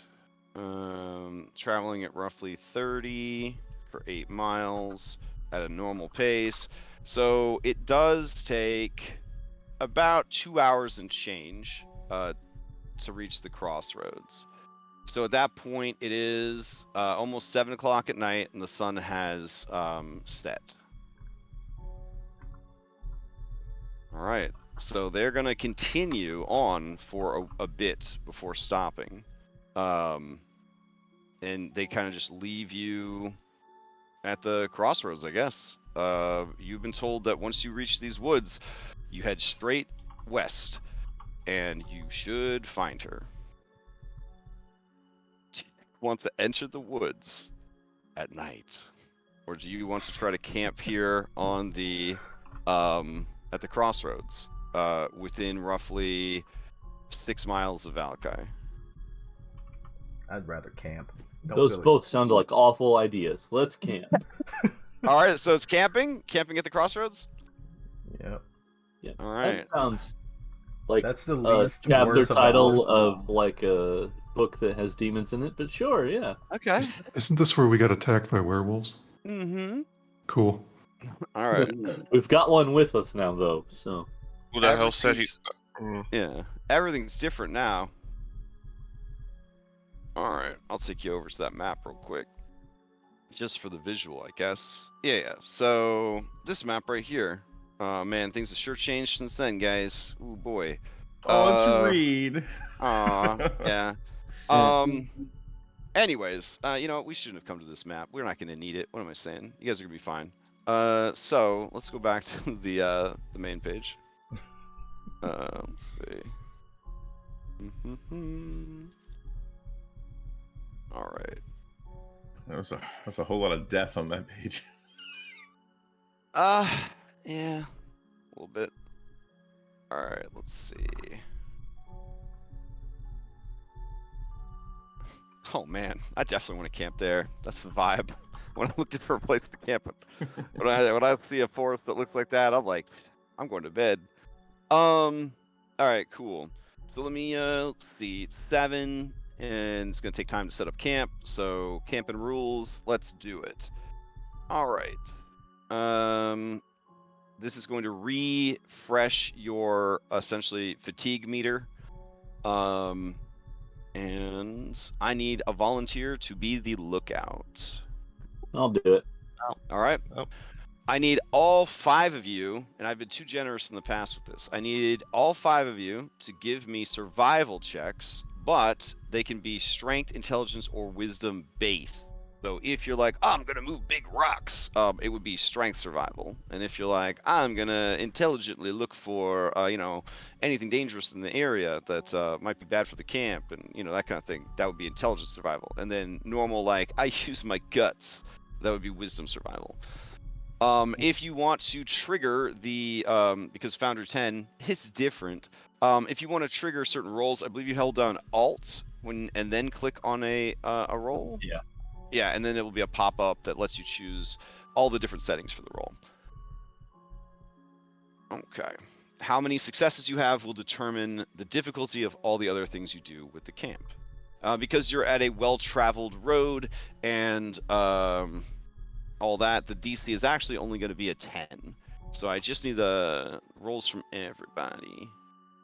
All right, I got Anna, Luke, Ayla, Tiernan, and Darius. All right. So Darius, because of your unsuccessful roll, the DC for all camp activities is going to be 10. So you made a decent campsite with one glaring flaw. That's not too bad. All right. So as you guys are setting up, lookouts. I need a survival intelligence. This is you checking the perimeter. This will influence all of your stuff later on. So Tiernan, go ahead and give me a survival intelligence.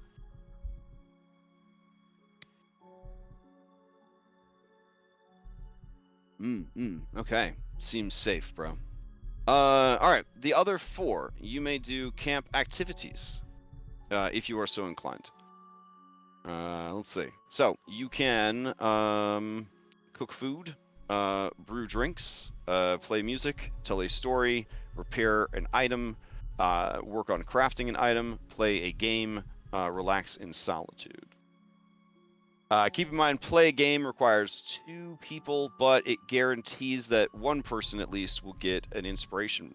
So it's kind of the best one. I think it's the best one if the DC for the campsite's really high. But a DC 10, even relaxing in solitude might pay off. You have to do just a raw wisdom ability check. If you get DC 10, you get an extra point of inspiration.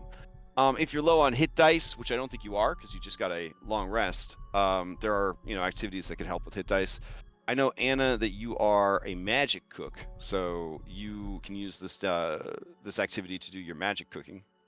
So I guess we'll start with Darius. What are you doing? So I just got the new hand. Would reading the rules that you kind of sent with me, the initial base version of it does not allow me to be proficient with unarmed strikes with it. So, oh damn. Yeah.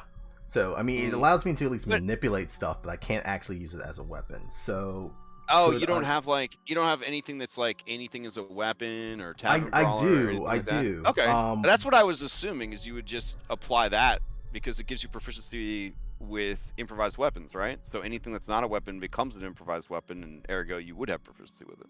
Oh, okay. I mean, if that's the case, then yeah, I'll take that. I mean, that's what tavern brawler does, right? Everything is a weapon. Yeah, every improvised weapon is a weapon. Okay. So yeah, I think honestly, he's just going to do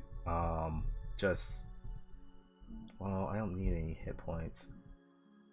Yeah, I mean, there's the next step up of giving some sort of upgrade. I think I need to be with Belinsky to do that, right? Or yeah, Belinsky or somebody with proficiency in tinkering tools, which is you. You could try to make those upgrades yourself, and that would count as crafting. Okay, so then I will do crafting.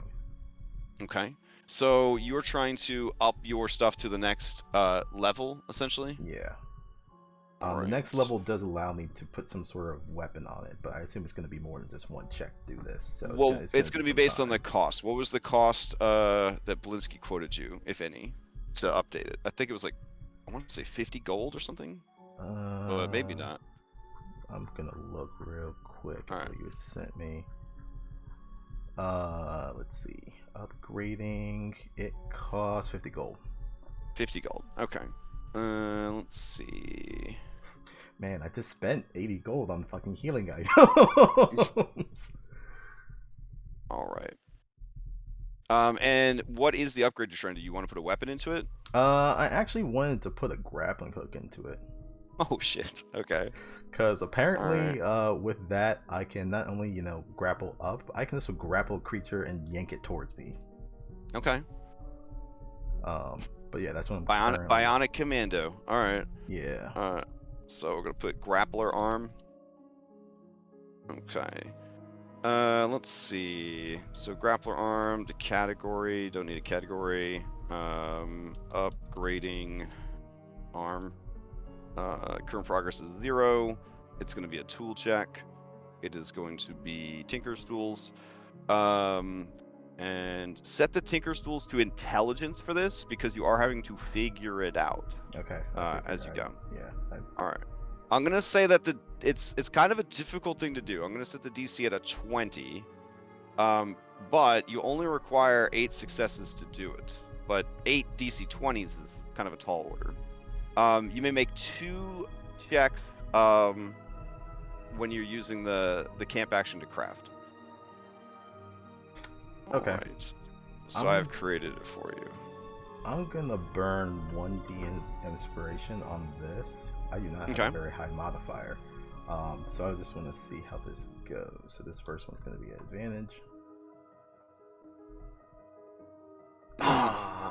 It's pretty close.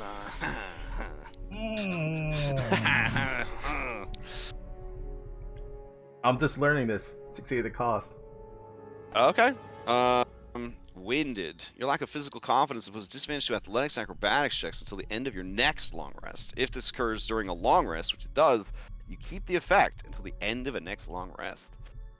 So maybe you get so hyper-focused on doing this that you stay up way too late working on it. And with everything else that's been happening, it just finally takes a toll on you. Fuck, all right. Well, here's a second check. Oh my god! So you had to get a 20 to get it? Oh my god! I had to get a 20 to get it. If it's all right, so DC 20. That's two success. All right, you were 25% of the way there. Okay. Ayla, what do you do with your camp action? I think she's gonna. Technically, I think this was kind of just relax in solitude. She's gonna basically read her cards.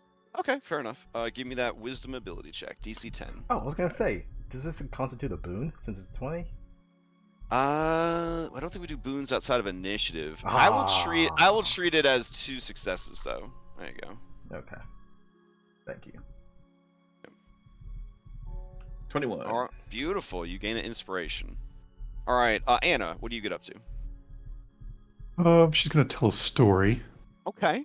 I've asked Tiernan if he needed inspiration, but I don't think he's checking his DMs. So does Tiernan need inspiration? I don't have any, so. Oh. Okay. Well, I have a story specifically for him. I will put it in Foundry chat, and here's my roll.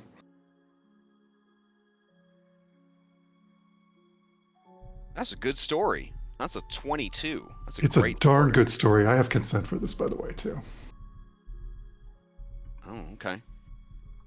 Let's see. All right. Let's. The Tale of Saint Orin of the Rope. Nice. Beautiful. That's good. Yeah, that's good shit. All right. So Tiernan, you get an inspiration. Orin was a simple builder of unknown foreign origins and helped with the founding of the church in Vallaki. Orin was a master of ropecraft and taught others his learnings from abroad. He would always call it showing them the ropes. Orin tied knots to remember the number of bricks used at the church with a rope during the construction. That sounds like him. At the time, a dark beast tormented the people of good Vallaki for their sins, supposedly, and liked to untie Orin's knots to confuse him and make him lose count of the bricks.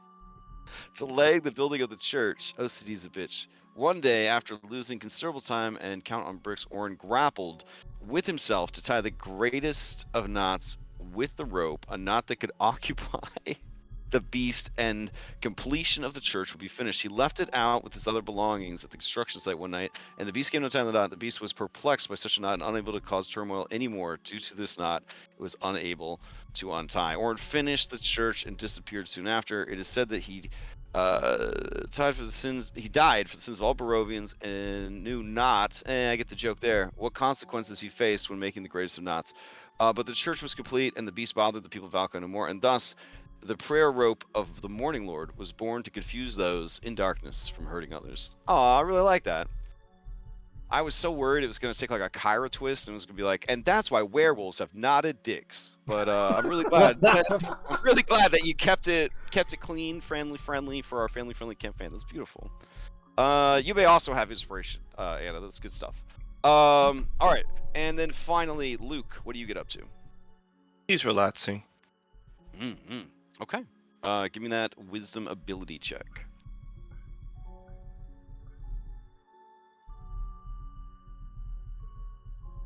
It is hard to relax. It is distracting to be so far from your new pack in these strange lands. But you're trying your best. All right. He's surrounded by these guys. It's alright. Let me see. I gotta roll 8 d20s here. 8 d20s. Oh, that's a d12. That would have been fun. All right. Let's see. Mm-hmm. Okay.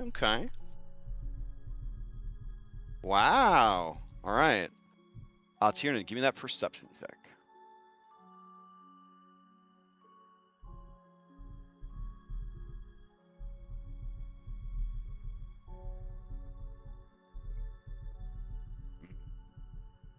To the best of your knowledge, Tiernan, nothing interesting happened last night. All right. I'll advance the clock.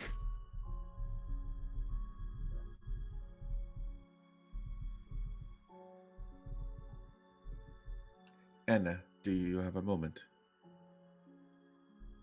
Certainly. I feel I spoke out of turn with the old man, and I wanted to apologize. I've been distracted since I woke up in the boathouse. You did speak out of turn, and I hope it doesn't happen again. There are many enemies abroad, and I would prefer not to be known publicly. Of course, I would share a secret with you as well, so you don't think. Oh. I have been feeling hungry lately. You need some food? I thought it made more than enough for you.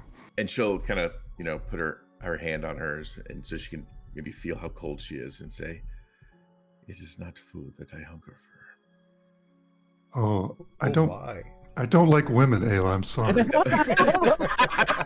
Oh, damn. No. Phantom flashbacks. No, why couldn't you love me? Oh, Phantom. Ah. Oh, sorry. Keep going. I'm sorry. Yes, you're very attractive, but that's not. No. You misread.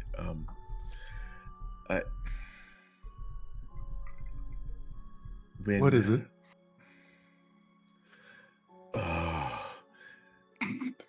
It's blood, Anna. You want my blood? No, but I can feel as I talk to everybody, as I get closer to them. I hear their hearts beat. I see their veins pulse. And I hunger. Are you a vampire? Shh. I think I came back wrong.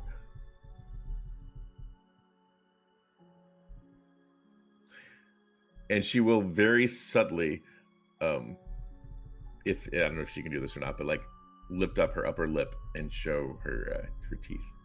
Oh, yeah. Oh. That's going to be a problem.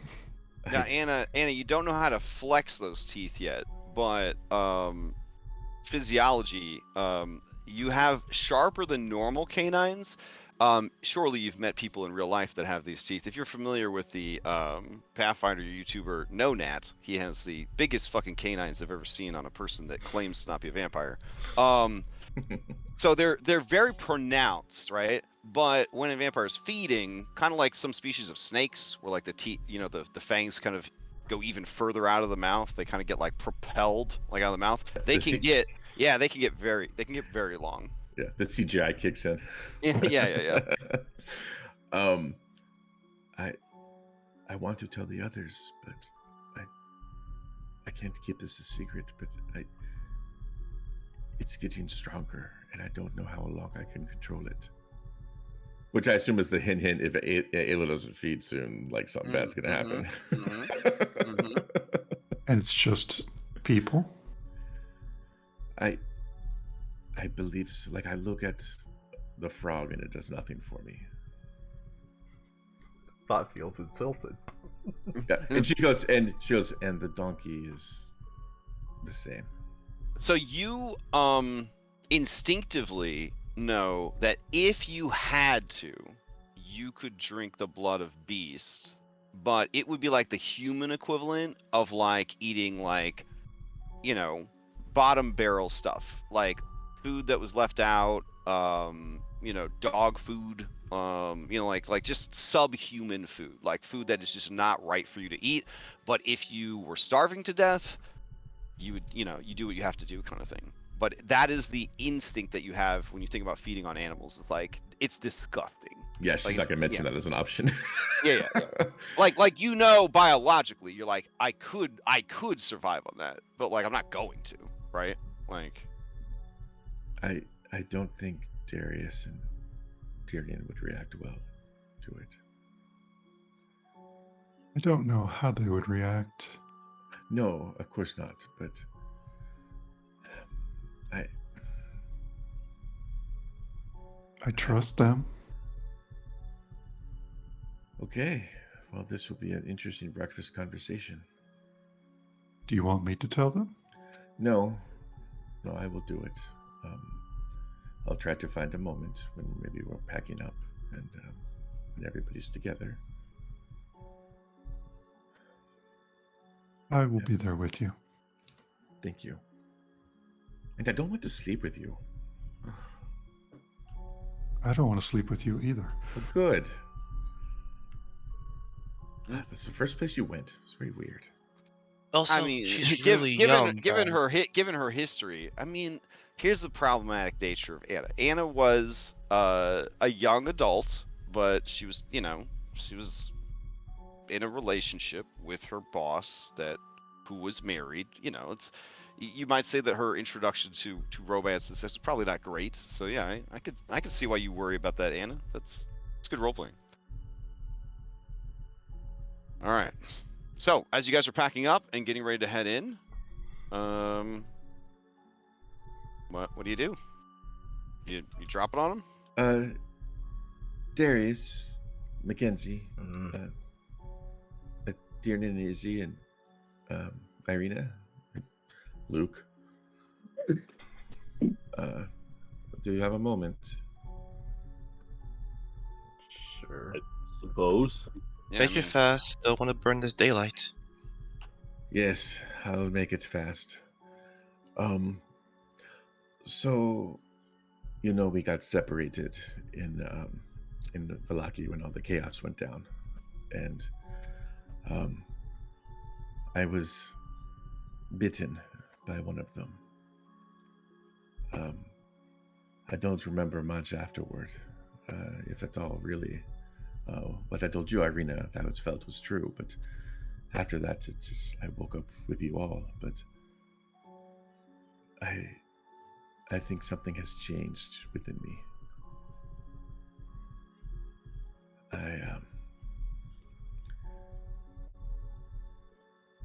I think I am becoming one of them. I do not hunger for food that you all eat, nor need the water that you drink, or even the air that you breathe. But it's not like what happened to Eric. Not all pussy and gross and icky. But I am hungry for blood. We're not killing a donkey. I don't want to kill the donkey. I don't want to kill anyone. Not that way. Not like that.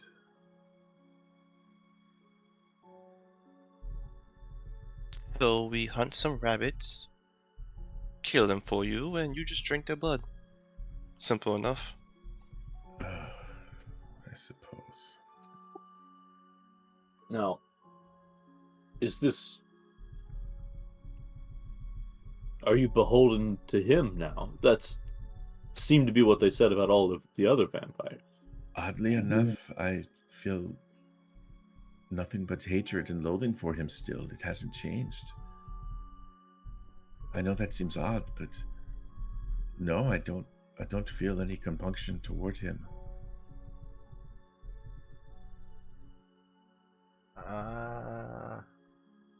I'd like to roll an insight check on that. Yeah, sure. Ayla, you could give me a persuasion or deception. Sure. Okay.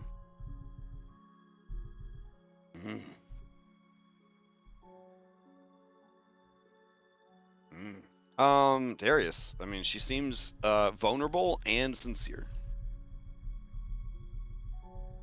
And confused. And hungry. You rolled pretty good compared to their role. You get out yourself when you're hungry. Eat a Snickers. You sounded very. You sounded like the blood of a rabbit would be very distasteful to you. Is that the case? I won't lie. I don't like the idea of it, but it might work. But it would never truly sate me. But it would be better than being driven mad, certainly. For I would never want to hurt any of you. Is blood all you need now? Or do you still eat? Drink? Did she would have attempted to eat the food last night, Crash? Would she have been able to keep it down? Yeah, I mean, you're not a full-on, like, humanoid sponge. Yeah, she just gets nothing from it, right? Yeah. I mean, you can. It tastes okay. It just doesn't provide any sustenance. IRL, it would be like eating food that's like heavy in cellulose or whatever that wood. When they put wood pulp into diet food. Yeah. Like the fake Parmesan cheese. Yeah, like it tastes good, but then you got diarrhea. It's just a bunch of filler. Right, like because your body's like, I don't know what to do with this shit. So it's nothing but tofu. Yeah, out the back. Yep. But it doesn't make you physically ill. Like there's a lot of vampire mythology where they get like physically ill from trying to eat. But in this setting, vampires are still much more human than most undead. Like especially the younger vampires. Like you still have your mortal body, your human body. It still does all the things it's supposed to do. Give or take. And do you know how much blood you need? Oddly enough, yes. Yes. Not enough to drain somebody completely, but it would leave them weakened. Does it have to be from one person? I don't think so, but in my world, I was what you would call a healer, I suppose. At one point, anyway. I don't think it would be too difficult to fashion some sort of IV bag that we could just each night, or however often it is Ayla needs to feed, we could all just contribute like a blood donation, a portion. It wouldn't have to be every night. It would just be maybe a few times a fortnight. Like it's. I don't think she would know that. You wouldn't know. Yeah, you wouldn't know She's yet. not fed yet. Yeah. So. Yeah. Well, I'll need a wine skin. Nor would you have a way to interpret the mechanical detriments that it would cause. Yeah. I'll need a wine skin. I'll need the bones from a small bird, and I don't know, something to serve as the tube. Irenia says, "You're going to bleed yourself so that she can drink your blood?" It's not that different from blood transfusion, just a method of delivery. I have a water skin, so she'll give you her spare water skin. Guess you won't be needing that anymore. Yeah.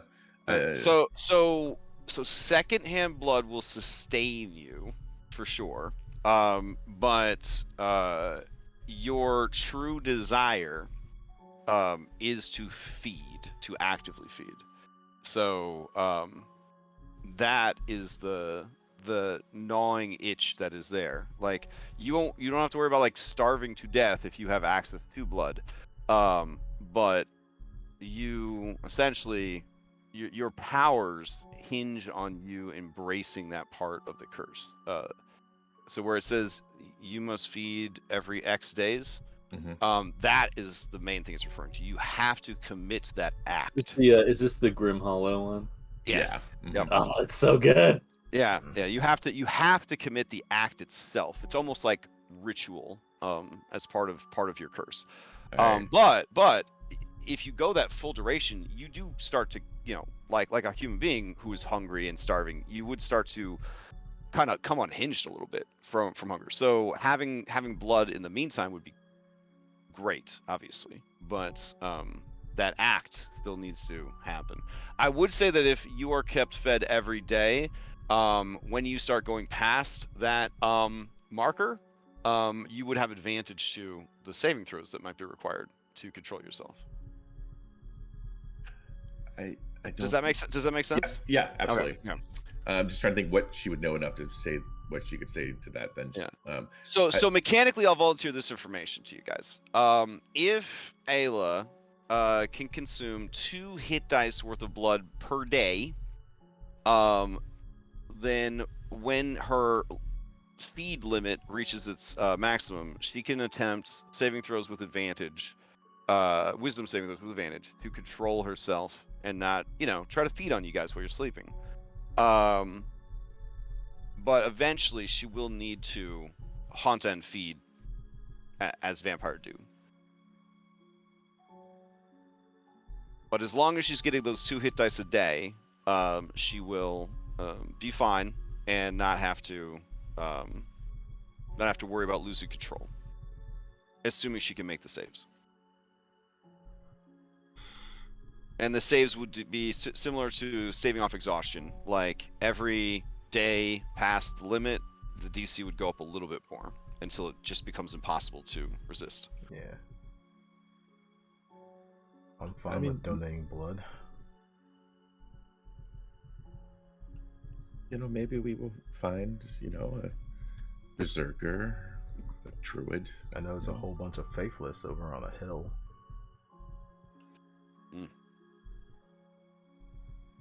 Oh, now you want to think about that, huh? What are you talking about? Never mind.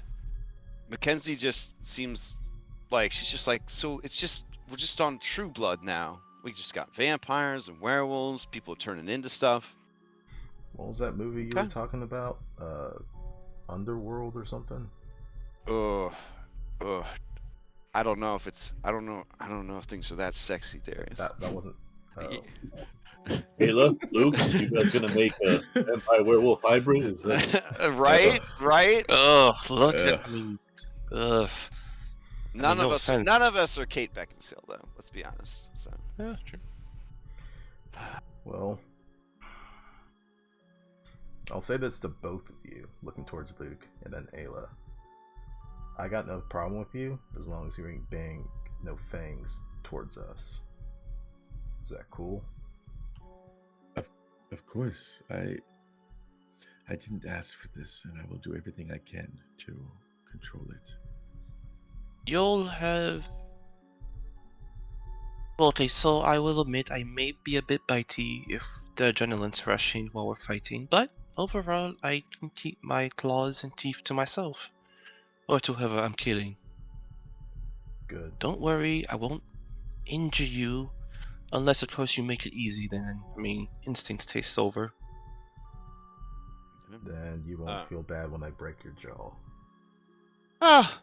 You're missing one hand already. Don't push your luck. Oh, dang. Oh. Irenia shouts out, "Wait, you're proof then! The vampires can go out during the day." Yes, that was why I said I thought they'd probably. Oh, I see. You knew, but you didn't want to tell us why you knew. Okay. No, I didn't know. I just suspected. I wasn't sure, but it seemed like the only. It seemed that was probably what was the case.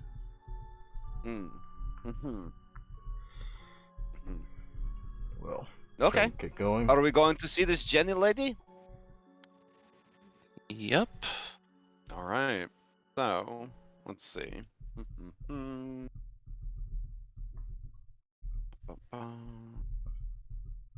I just want to say sorry, Let's.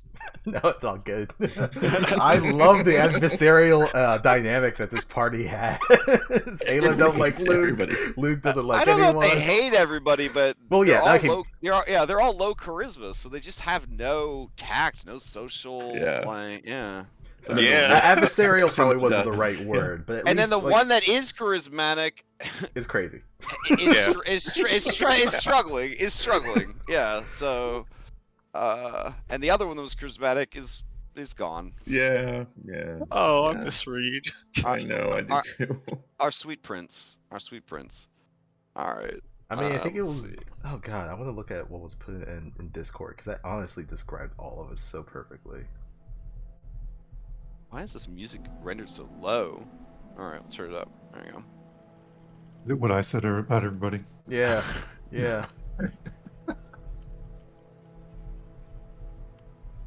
Said Tiernan's going mad to an evil stick. Ayla's a vampire. Darius is depressed. Lucas himself, and Anna is Anna. Yeah. Yep. I like that he says. I mean, Lucas is a werewolf too, not just himself. I am myself.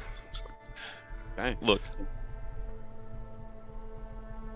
Your luck holds, and after 3 hours in the woods, I will need one survival check.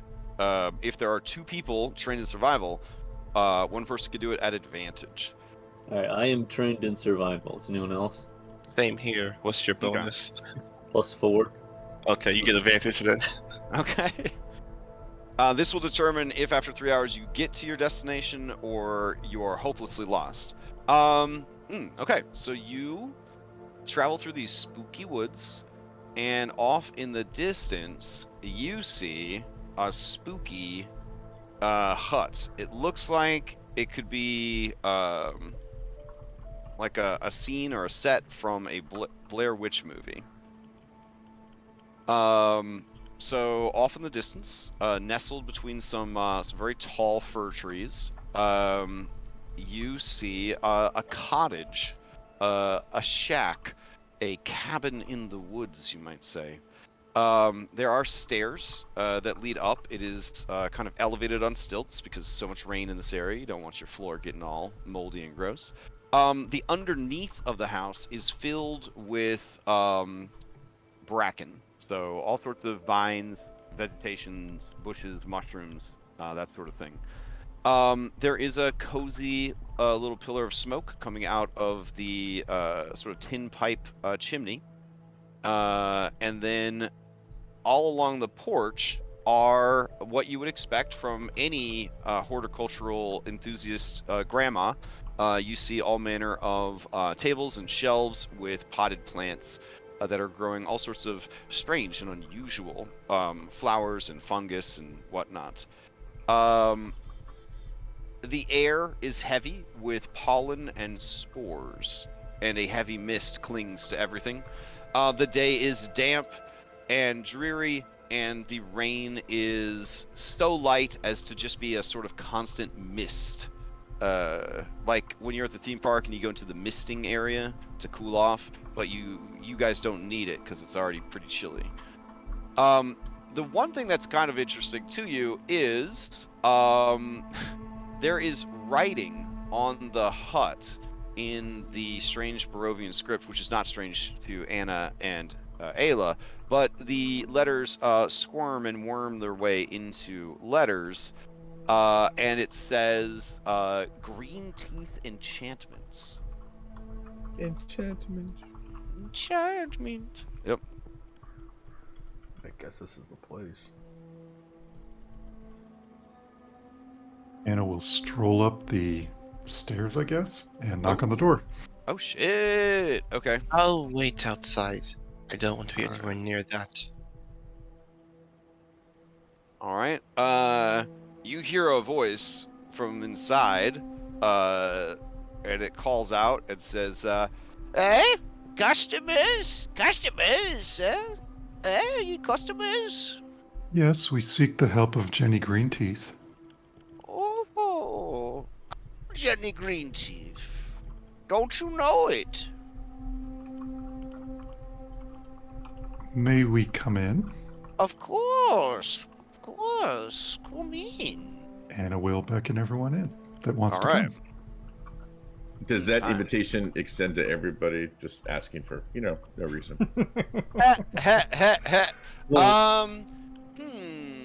I would say, You have to loudly declare yourself a customer. yeah, I think you would have to be known because you did not ask the permission, and she did not say all are welcome. So that's a good question, though. May I come in as well? Oh, okay, customer, yeah, Yes. okay.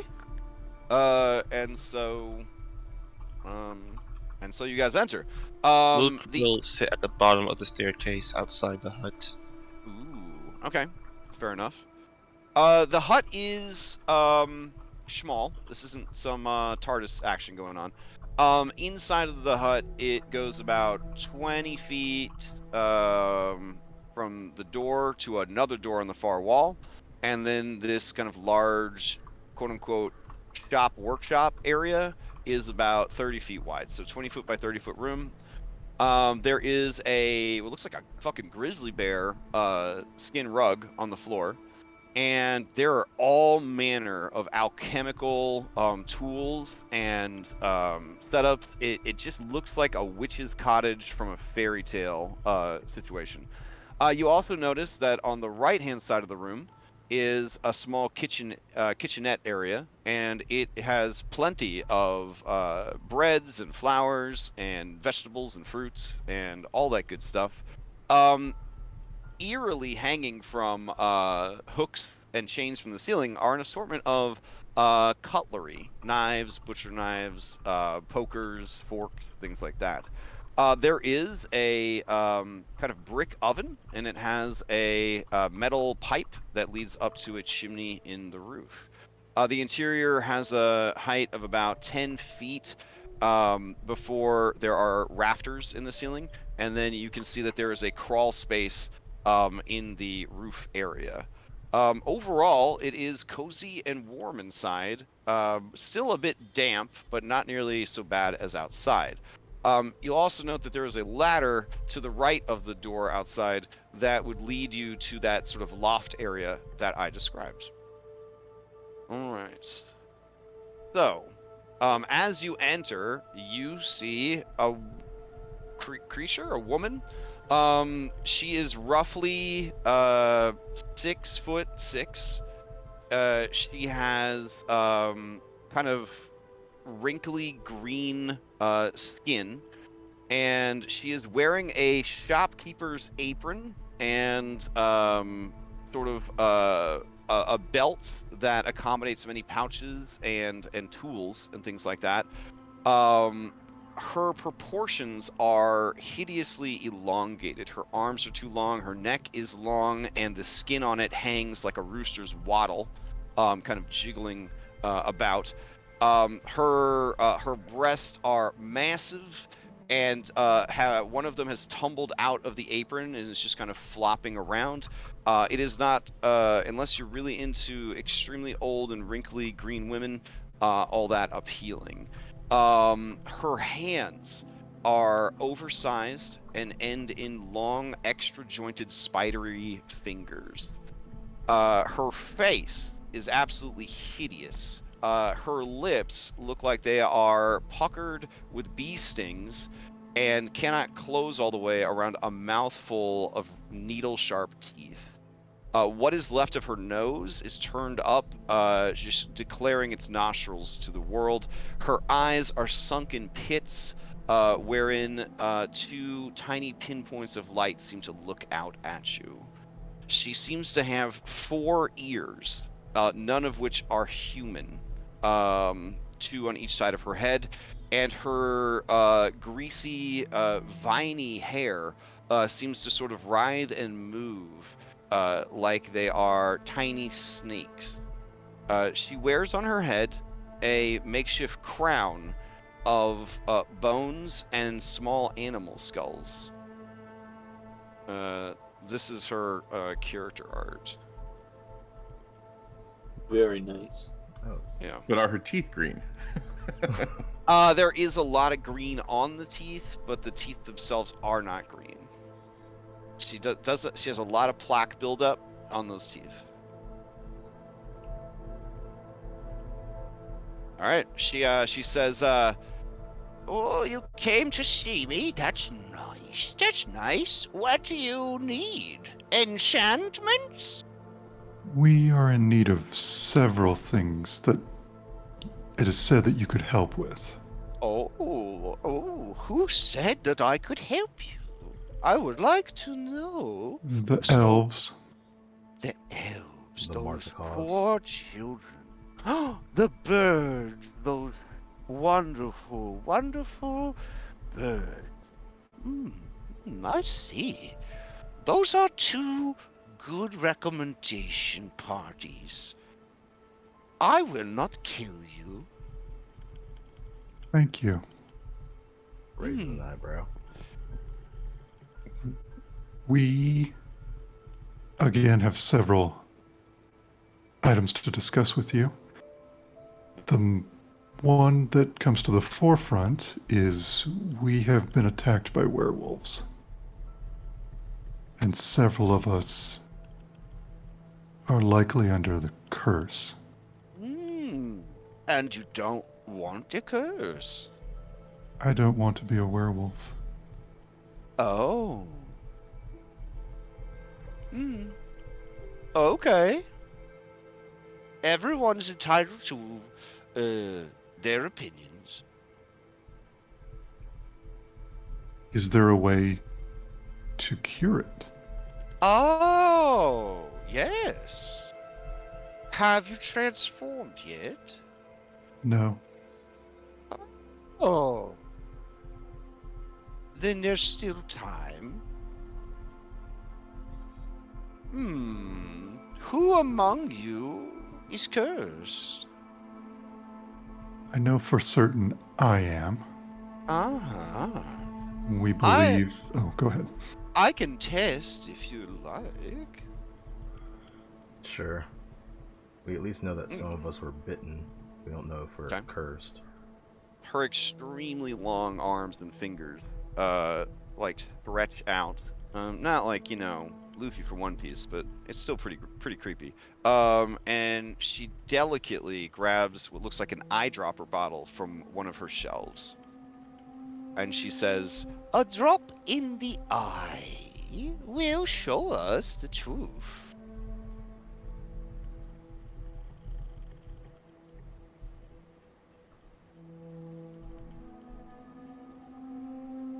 Drop in her eye or a drop in ours? In your eyes. Got it. Darius will walk front. So listen, this is a great time for me to ask. In real life, I have this huge aversion to eyedroppers. which sucks because I need them because I use the computer pretty much all the time that I'm awake. So I have to use these very fancy gel drops in my eyes, even though I know it's gonna feel good and make me feel better. It is like struggle to get those drops into my eyes. Yeah, are any of your characters like that, or are you like badasses that just like open your eye and you're like squirt, squirt, and you just move on? I know for me, same here. It's also a struggle for eye drops. For Darius, well, I'm just gonna your characters, though. Yeah, I don't know. I don't think so. I mean, I'm gonna go off with his high constitution. Probably not. Okay, fair enough. Fair enough. All right. I was just curious because I'm sure there's other people out there that are dealing with this crap, but it's the main reason I didn't bother to get contacts or anything else like that because I was like, I don't like putting anything in my eyeballs for any reason. All right, so I guess you're just gonna go one at a time. This strange monster in the woods is like squirt this in your eyeballs, and at this point, you guys are just like, sure. Yeah. I mean, we got 2 recommendations from people, and they said this lady's all good. All right. So Anna, do you want confirmation, or are you pretty confident? Confirmation's good. Okay, so who goes first? Darius? Yeah, I'll go first. All right, Darius. As soon as that drop hits your eye, you take 2 points of acid damage. It feels real bad. As you struggle to open your eye, everyone who sees Darius's eye, it is not a human eye. It is the eye of a wolf. Fuck. Oh, that's one. Well, spoiler alert, it hurts. Okay. Walk off. And I will motion Mackenzie up. All right. Mackenzie is very nervous about going up. But after everything that you guys have been through, she's just like, okay. If it makes her feel better, Darius will hold her hand. Aw, that means a tremendous amount to her. Okay. She takes 4 points of acid damage, confirming that she is also infected with lycanthropy.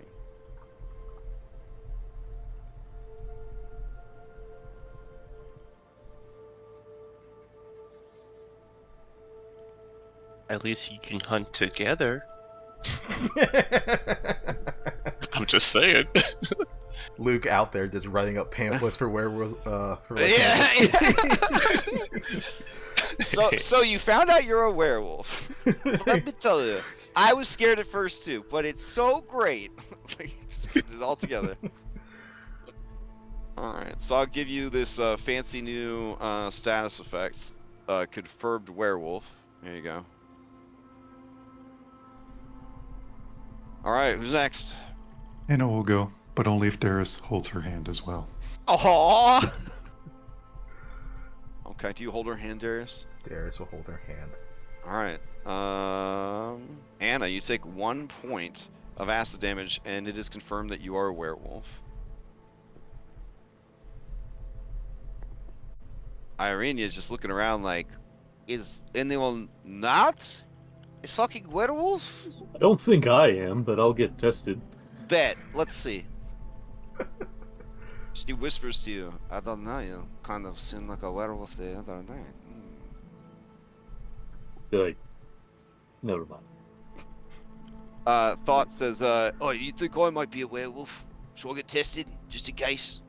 I've been around all these werewolves. You don't know who's nibbling on me while I'm sleeping.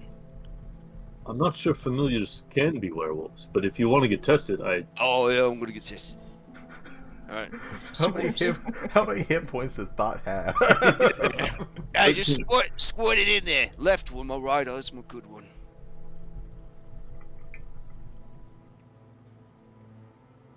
Alright, Darius, do you squirt him in the eye? Oh, I didn't think I had the thing. Oh, okay. I guess whoever has it, he's gonna go. It's whoever. Oh, I thought. Oh, jeez. I thought Green Teeth was administering this to us. I didn't realize. Oh no. She understands that eye drops are a very personal thing. Like oh, okay. Then yes, he will squirt into Thought's eyes. Okay. Thought, nothing happens. And Thought says, oh, there's a little silver nitrate in there. It's, doesn't feel so good. Vision's getting blurry, turning. I'm sure you'll hopefully be all right, probably. And do you want to do it yourself or? Yeah, I've got it. All right, I'll hand it over. all right, Tiernan, as you squirt, you take 4 points of no damage because you are not a werewolf. So. Oh shit. Okay. And then I will eye drop Irene. Okay. All right. Irenia is not a werewolf. And then who still hasn't gone? Izzy? Izzy, but I don't think she ever got bit, so. Izzy and Hauling Ass. They never got bit. Hauling Ass, I think, did get bit? Or was it? No, it was Vanilla that got bit. Yeah. And that's back at Vallaki. So. I will eye drop Izzy as well, warning her that it's coming. Okay. She says, "Ooh, this fucking stings." Sorry. She is not a werewolf. I mean, I guess while you could test, you might as well be testing everybody. And then I'm gonna pull it, take it outside, and test Hauling Ass also. Okay. Give me a handle animals check. Luke is watching this like, what the fuck?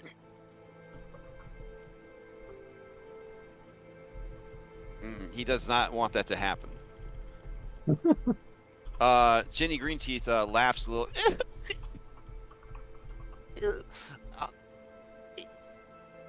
Animals can't be werewolves. Look, I'm new around here. I don't know these things. But they they say a wolf could be a wolf were. I'll look over at Luke and be like, Luke, you want to try? You know I am one. The fuck is a wolf were? No, not a wolf. Oh my god. No, I'm asking Jenny, not you. A wolf were is where who's angry at humans. And so it wears the skin of a man to better serve its purpose. The fuck?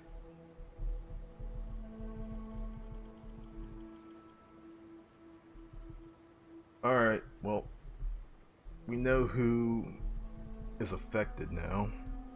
Oh, is there a yes. way of getting rid of it other than wolfsbane? Oh, other than wolfsbane?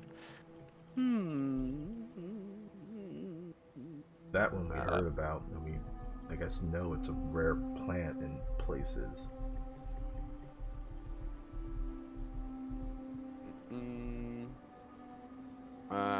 Hold on. I have so many pages of notes. Hold on. I'm looking for the section on lycanthropy. Ah, here we go. What a wonderful note to have. I have done it. Thank you, notes. Okay. You must do the ritual of the silver soul.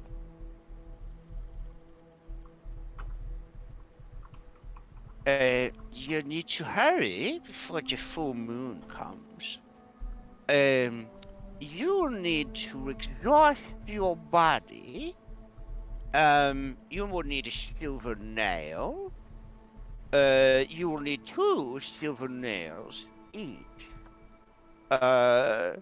You will need some wolfsbane. You don't need, but it will help. You'll need powdered silver, but you don't need, but it will help.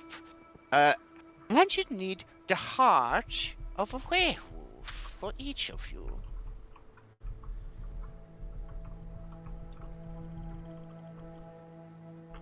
So, to OOC clear that up, she says that each of you will need 2 silver nails. Hasn't explained what they're for. You will need to be exhausted. Meta, you will need to be at 3 levels of exhaustion when you perform the ritual. And you need a werewolf heart. That's what you got so far. Apparently having wolfsbane will improve your situation, and having powdered silver will improve your situation. And she says, so I'll walk you through it soon.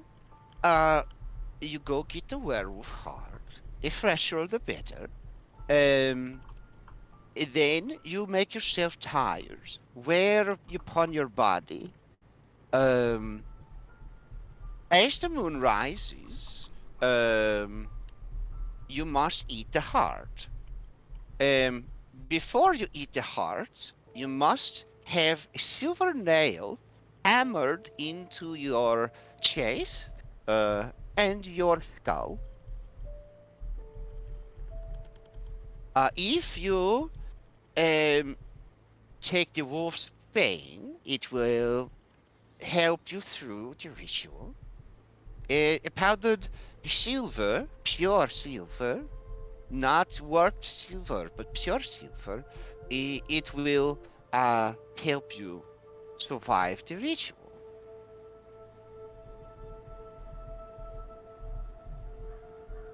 Fuck. If you come sooner, I give Wolfsbane cure you, but only have 48 hours from when you get infected.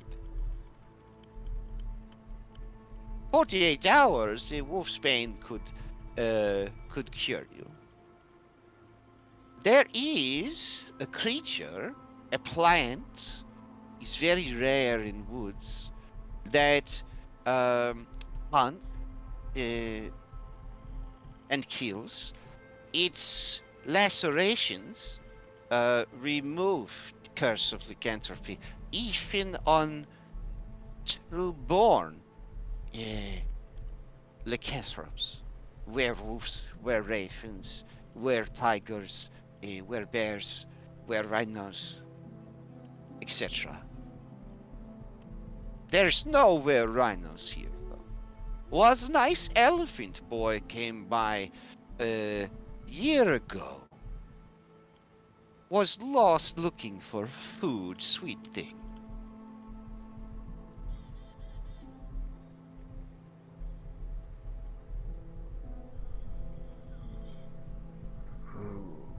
You seem upset.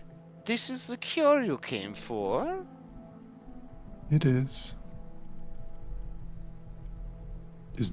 What is the price, Jenny? The for price? For this information. Oh. This is a gift. You would not be told to come to me unless you were good to people who sent you.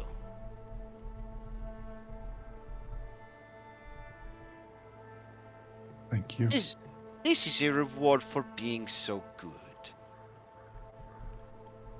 But if you want to buy, I have enchantments. That was the other thing that we came here.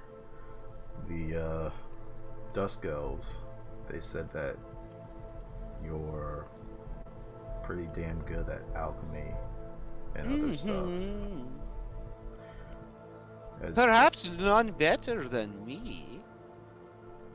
I mean, as we said, we fought werewolves, and we've also fought vampire spawn. Both haven't exactly gone well. Wondering if you had anything that could help with that.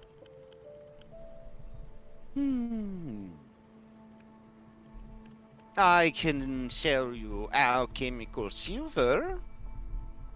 It make your weapon like silver weapon. Useful if you do not have silver weapon handy, or it is broken or taken, or if you like a weapon but cannot make a silver. I have oil that set weapon ablaze, so it deals flames, fire. Acids you could throw against enemy. Alchemical fires that would cling and burn.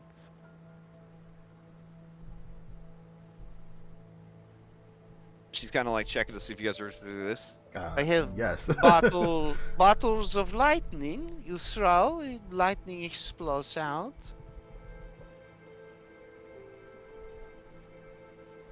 I have powder that explodes. I have leeches that help remove diseases and toxins in the body. Potions that could help you regain your rest. So basically, like, you know, they remove exhaustion, essentially. I have oil that give you blessings of the land that was.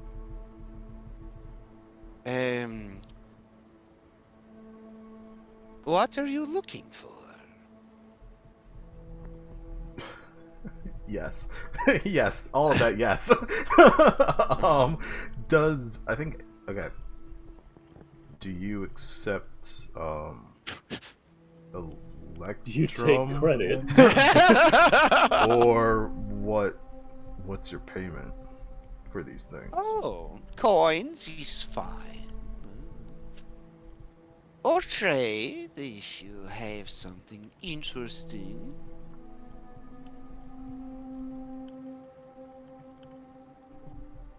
Anna gives 90 gold to Tiernan. If you want to be heroes, I have some quests. And when she smiles, her bee-stung lips peel back, and you see there's a second row of needle-sharp teeth behind the first one. Nice. I mean, I don't know. For a bunch of muggles that are us, I think this stuff is pretty good. I wouldn't be opposed to knowing what quest she has in order to get some of this stuff. Yeah. What kind of quest we talking about here? Oh, quest, okay. You are so brave and handsome. There are... Do you know much of history of this world, this Barovia? We've been learning as we go. We've talked. It's not always Barovia.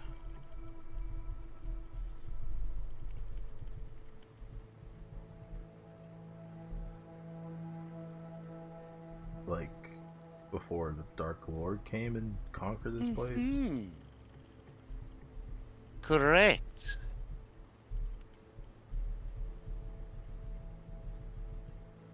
Long ago, this land was home to the Dusk Elves and the Kavani. They lived in harmony with the land, and there was 3 spirits. The mountains, the forest, and the swamp. These 3 spirits were the spirits of the land. The Kavani and the Dusk Elves, they lived in harmony with the spirits, and all was good.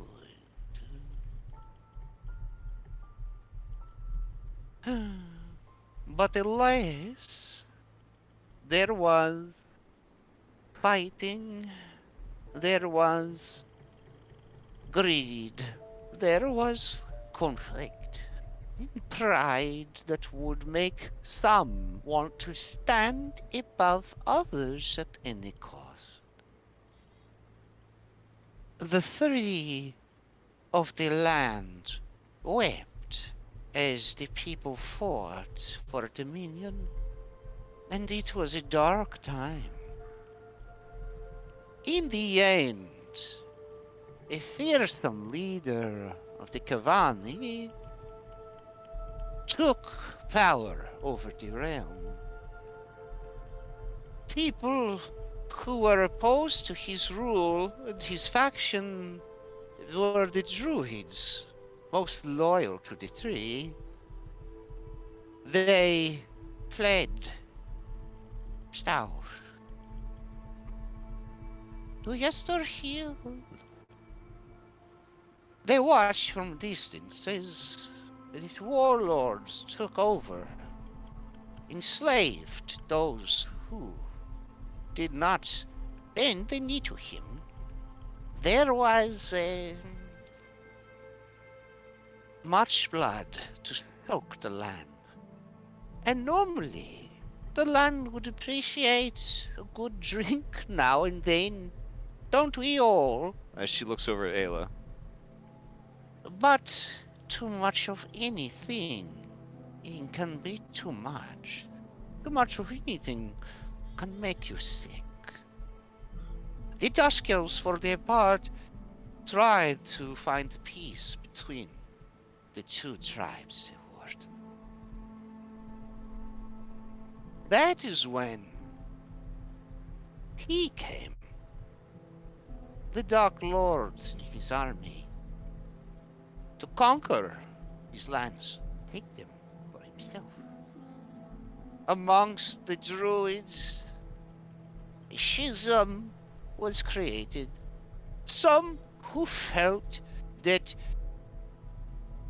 this newcomer could be controlled, could be used as a tool against the tyrannical warlord who had enslaved the land.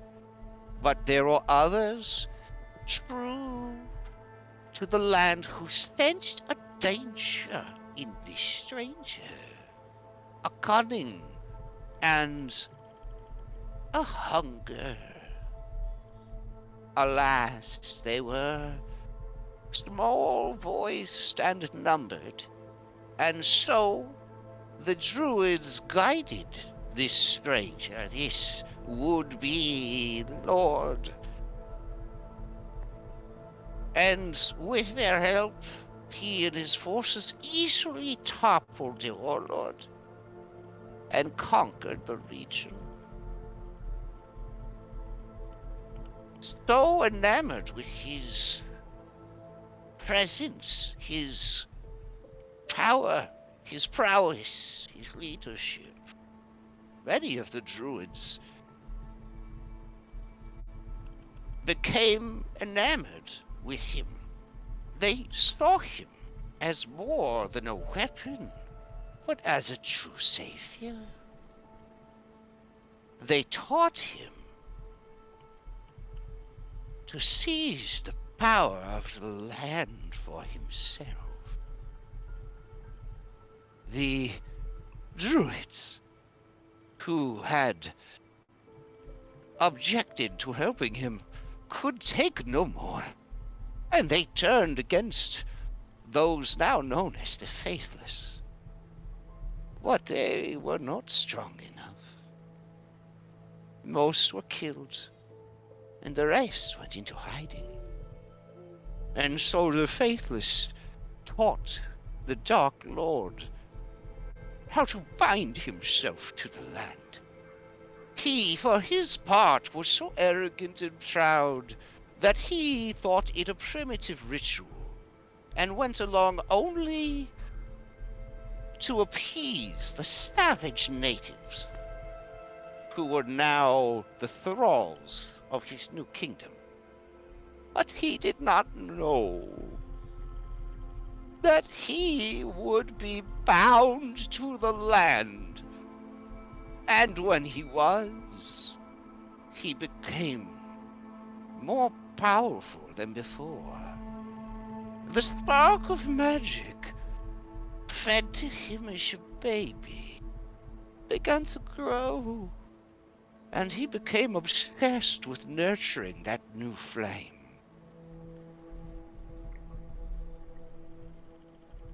There was an incident decades after his conquest. Maybe it was only years. Time is so tricky. But he committed a terrible act of darkness, of depravity, of cruelty and greed and pride. and envy that changed him. The darkness sought him out and whispered to him, and he listened. His arrogance was so great, he thought none could deceive him.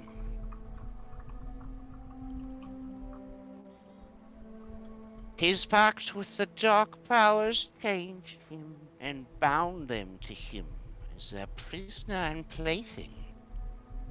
But because he was bound to the land, so too was it imprisoned.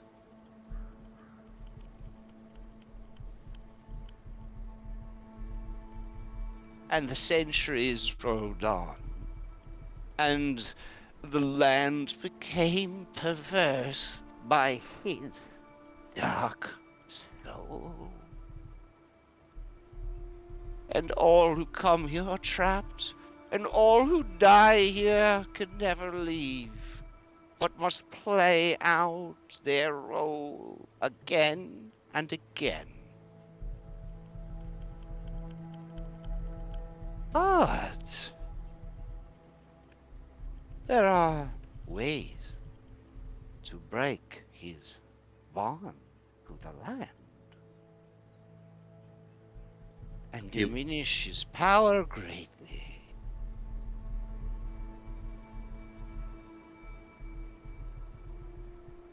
And she just kind of shrugs, like, that's the question I got for you. You thought I was going to ask you to go get me some fucking frogs or something, like pick up some herbs from the local forest or some shit.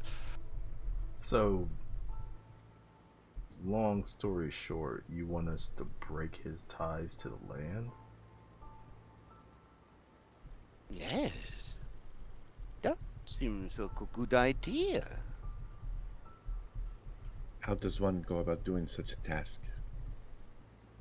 The three spirits are represented still to this day by three fanes, places of power perverted by darkness.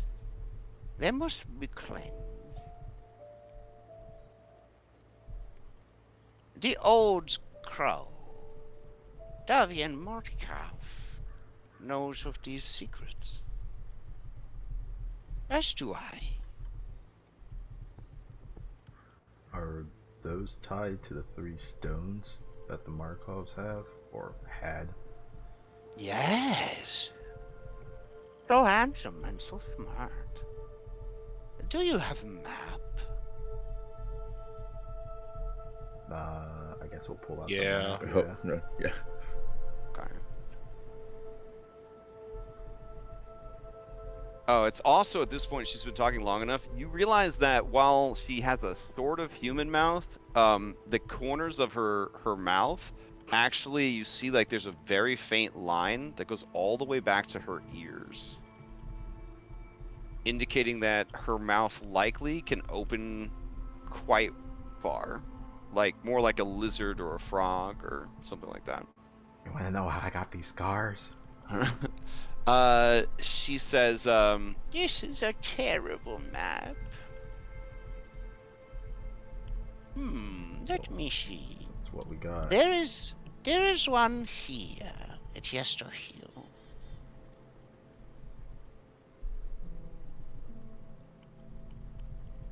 There is one here in Barres. Ah, fuck. And there is one here in the fields east of Vallaki.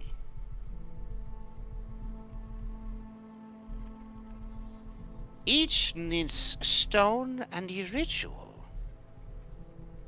Each ritual is different.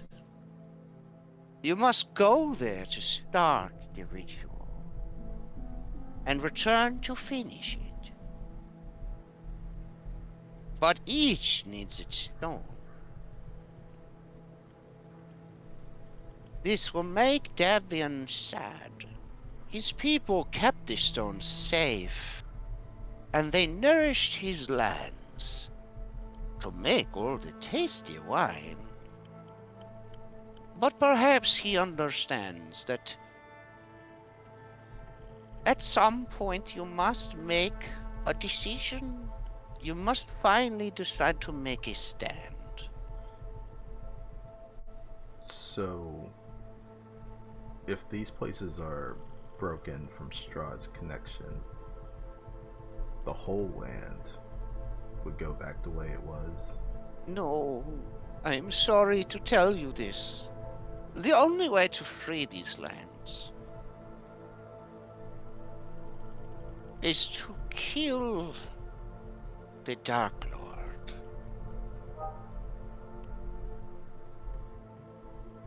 The only way to kill him is to be of a strength and power immeasurable.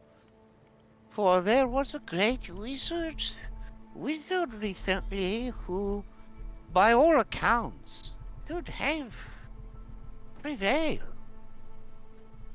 But the Dark Lord's ties to the land made him unbeatable. OOC, if you're familiar with like Breath of the Wild or Tears of the Kingdom, you could, after the starting area, walk right up to the final boss of the game in your underpants and be like, "Motherfucker, you going down?"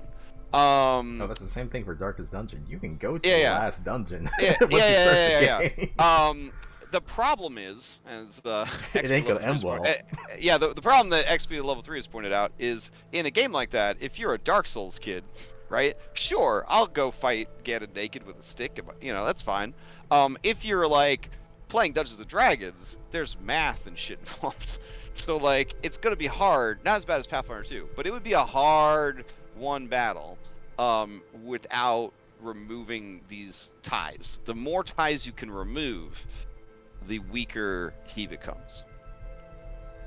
So these are like quote-unquote optional side quests that could make defeating him easier, similar to your Taroka readings being optional methods to gain the resources necessary to beat him. Also, from what the story she just told us, he doesn't actually know of this. Oh, he knows now. He didn't know at the time. At the time, he definitely knows now. Yeah, the dude's hundreds of years old. He's been dealing with this situation for a while. Yeah. But at the time, when he agreed to do the ritual, it was kind of like, you know, hey, the natives want you to wear this hat and like, you know, like shake their hands in front of this stone circle. And he's like, all right, you know, whatever keeps them in line, I guess. Like he had no idea when he agreed to the ritual what they were doing to him. But as soon as it happened, he was keenly aware of what happened. Like he suddenly basically had like fucking superpowers. Even as a mortal, he was jacked from these rituals. I guess I know what we're doing next session, right, guys? Mr. Hill. Now I will point out, OOC Devil's Advocate, that you guys have information that basically says you could just go to Strahd and say, "I'd like to go home." And then Strahd might say, "Oh, okay." So like, again, it's a sandbox game. There is no correct path. There is no correct ending to it. So, you know, whatever you guys decide, sort of thing. I will respect the decision, but hopefully splitting the party in a town has shown you that a split party just ain't gonna make it in this world. So ultimately, one of the challenges is you guys do need to find a middle ground where you guys can work together, sort of thing. If the majority wants to go down a route that you don't think your character would follow, that probably indicates that your character would leave and become an NPC, and you might have to roll a new character. Just to kind of, that is one of the dangers of a sandbox campaign with no solid, clear goal, right? Is that you know, you guys are making up the campaign and the story. I am just providing the setting. Quick question, Mm-hmm. if you don't mind me asking. Mm-hmm. Since we've already been to the winery, how long would it take from here straight there? From here to the winery? Yeah. I believe it's still gonna be like, anywhere between like 8 to 12 hours. Let me check. Because you guys have to go through the woods. Let's see. Oops. I know it's less than a day when we yeah. cross. Yeah. All right, so let's see. It So would we'd have be to go through the woods to get back to the road that gets to the winery. So it's 3 miles out of the woods, then you'll be back on the road. And it would be a total of 20 miles, 3 of which would be in the woods. So those 3 miles, if you don't make a successful survival check, could end up being way more than 3 hours because you might get lost. But let me see. Travel calculator, 20 miles. Yeah, you could get there in a little under a day at a normal pace. Considering the woods, I'd probably say it would take a whole day of travel, but you could get there in 8 hours of travel. So if we were to leave right now, we can make it then, is what you're saying, if possible. If you want, you would have to start making checks against exhaustion because you have already today traveled 3 hours. Oh, I thought we had 8 hours of travel before.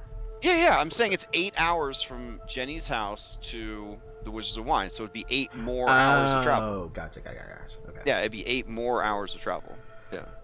So that would be 3 checks. Yeah, three checks. One at DC 10, one at DC 11, and one at DC 12. Versus exhaustion. You know, I'm willing to risk it. Are you guys willing to risk that? I mean, it's not DC bad. 10. It's not bad to start off.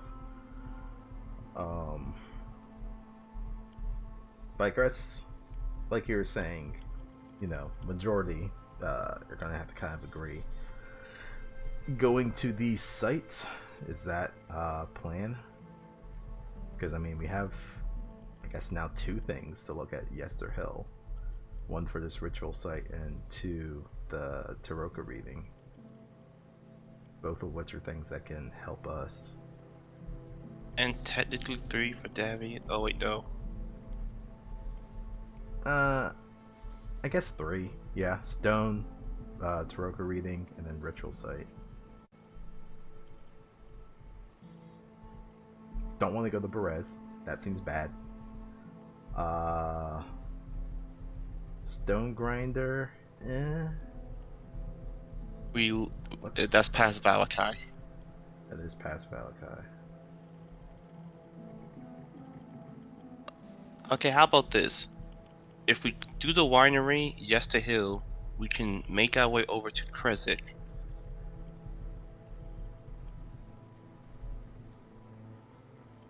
And then from Krezik, we can try and deal with the werewolf situation, because you guys do need werewolf heart. Yeah, we do need werewolf hearts. Or, you know, Crash rolls another random encounter and we get 6 werewolves. Problem done. I don't want to fight 6 werewolves, man. Well, I mean, if you want to increase your odds of finding werewolves, they hang out in the north west region of the map. Yeah. I vote for we go to Yester Hill next after here. Like straight to Yester Hill or winery? Winery then Yester Hill. At least to, you know, rest up at the winery and then Yester Hill. It does seem like most paths lead that way. Yeah, I'm up for that. So my Jenny Green Teeth store, by the way, broke when I updated to Foundry 10, and I haven't rebuilt it yet. So I will try to get it built up ASAP, and then I'll message you guys when it's ready, and you can, you know, log into the server and then peruse the items and goods at your leisure. Does that sound okay to everybody? Yeah, that works.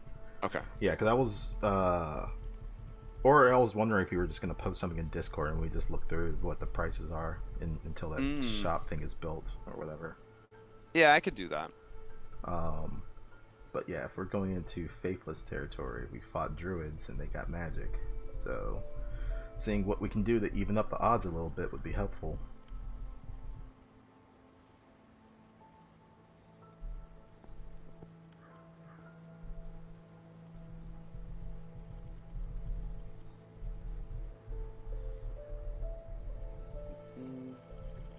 All right. Any other questions for me? I mean, we're at time, but I'm definitely willing to hang out and answer questions if anybody has any. I think just a comment of when Jenny had said that there was one by the grinder, stone grinder. Darius would just comment that we saw a stone of circles that were yes, that's the one. There is yes. So they're always going to be stone circles, or they could be something else? No. But if you restore them to power, if you cleanse them of darkness, they would be powerful sanctuary against evil. I'm sorry, what now? You said sanctuary? that's what she said. She said build your own sanctuary. That's what that woman said. She said build your own sanctuary. Yep. Oh shit. Well, there's three there's 3 old ladies over there. Let's go kick them out. Oh wait, you want to murder three old ladies, but not No, the closest one is Yesterhill. The closest one is Yesterhill. I said we go kick some nature folks' ass. Oh no. I mean, what do you mean now? I wanted to go to Vallaki, get my hand, rest up, and then we head back out. And then we went to Vallaki and shit happened. Luke, you have training and perception, and she was not very quiet or subtle about her story, or about the cure for lycanthropy. So, like, how do you feel about the fact that if these guys don't want lycanthropy, they gotta eat relatively fresh werewolf hearts? Yeah, as long as I don't know werewolves in the to-go container with us. So. As long as I don't know the werewolves that they kill, doesn't bother him. Okay. Well, as long as they aren't known members of your pack, right? Yeah, I mean. Okay. They do their thing. I'm just chilling, really. Okay. I was laughing to myself when he's like, "Oh, we need hearts of werewolves." I was like, "Oh, we got one right sitting on this doorstep." That's gonna be a fight, sir. That's gonna be a fight. I know. I'll just fuck with you. I don't know. My vote is Winery, then Yesterhill. I don't know about everyone else. Same here. We could use the reinforcements. Fine with me. Yeah, it's good.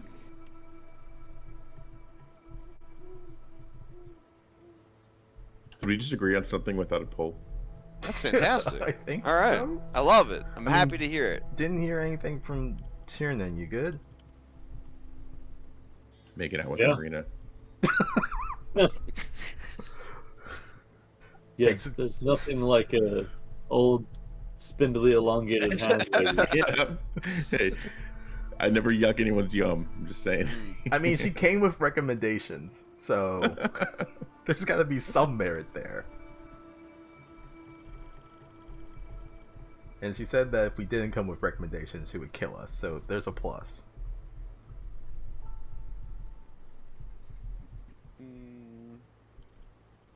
I mean, I don't know how. She's just an old lady. You know what I'm saying? Old lady with spindly, long, spirally like arms, green sagging skin, shark teeth. Yeah, no, nothing wrong with her. Yeah, of course. So, Crash. Mm-hmm. Mechanically speaking, you don't have to tell me or not, but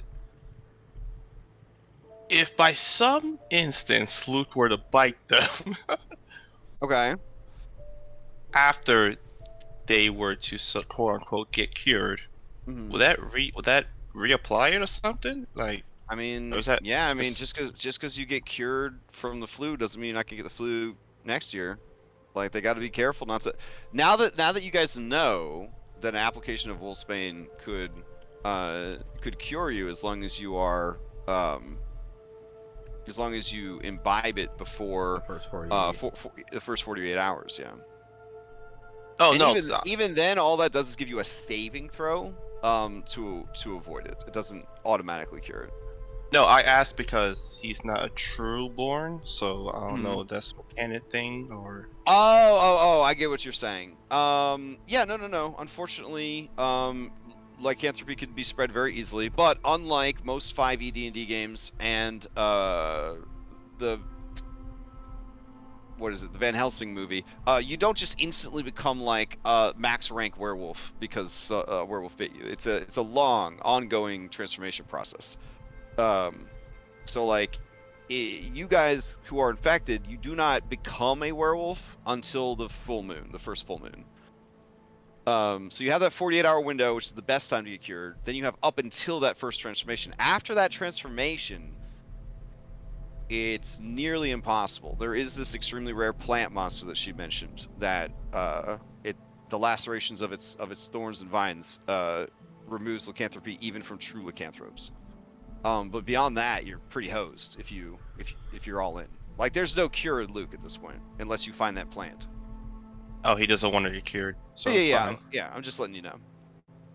And also to mention, it seems like some of that silver stuff would be able to increase our chances of the cure working, or like, so the optional of the ritual has to be done, but the optional of the wolf's bane and the powdered silver, that would help the ritual's effect in curing. Yeah. OOC. In the ritual, you will have to make several saving throws. Yeah, the Wolfsbane will give. Let's see. If you drink the Wolfsbane before the ritual, it will lower the DC by 5. Oh shit. For the Curse of the Body, and if you drink the powdered pure silver, it will lower the DC of the saving throw against the Curse of the Mind by 5. So it's pretty significant, lowering it by 5 for sure. Also, I would definitely hoard at least 2 inspirations for this ritual to make sure that you're able to roll with advantage. Because you're going to be at 3 levels of exhaustion when you go to do it. So everything's going to be -3. Ooh, that's true. Yeah. Would any of the magical cooking that Anna can create affect this in any way? The only thing that I would hint at is the bone stuff that'll give you advantage on various saving throws. Yep, so the saving throws that you're going to have to make is Curse of the Body is Constitution, Curse of the Mind is Wisdom. So you can plan accordingly.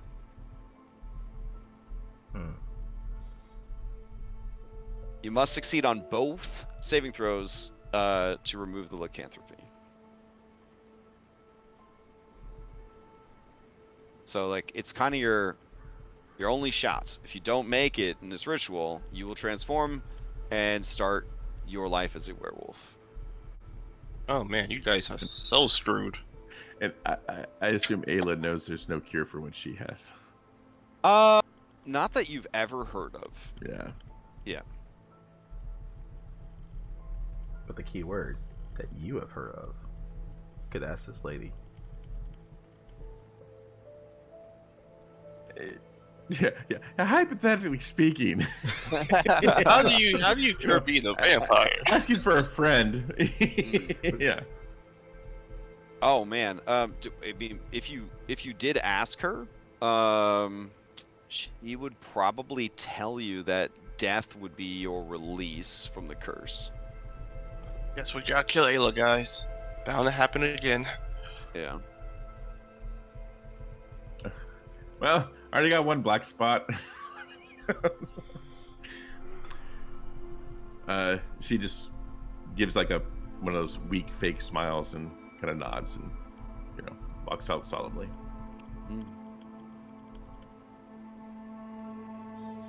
And then, yeah, I guess timey-wimey, we'll purchase some stuff from her, and then I guess start heading to the winery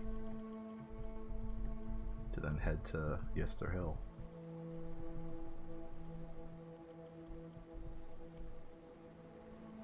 Oh my gosh. I was like, what is this item? Because I was like refilling her. I was like looking at what she would have, but it's from a totally different thing. All right. Oh, she also makes ornamental soaps, so I guess I'll put that on there. Oh god, we need soaps, please. Yeah. What, is our stench too much for you, Luke? You all smell like shit. She also has an MLM. Everybody in this party smells. What the fuck?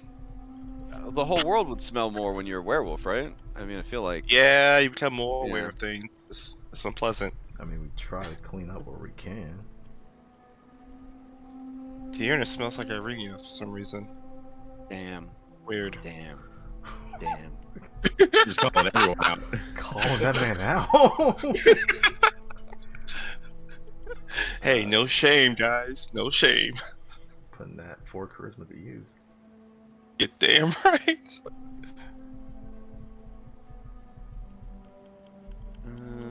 Let's see. I guess from a fun standpoint, where are you guys kind of all looking at? Because I think I saw 130 something in the cart. Yeah, Oh, I'm broke.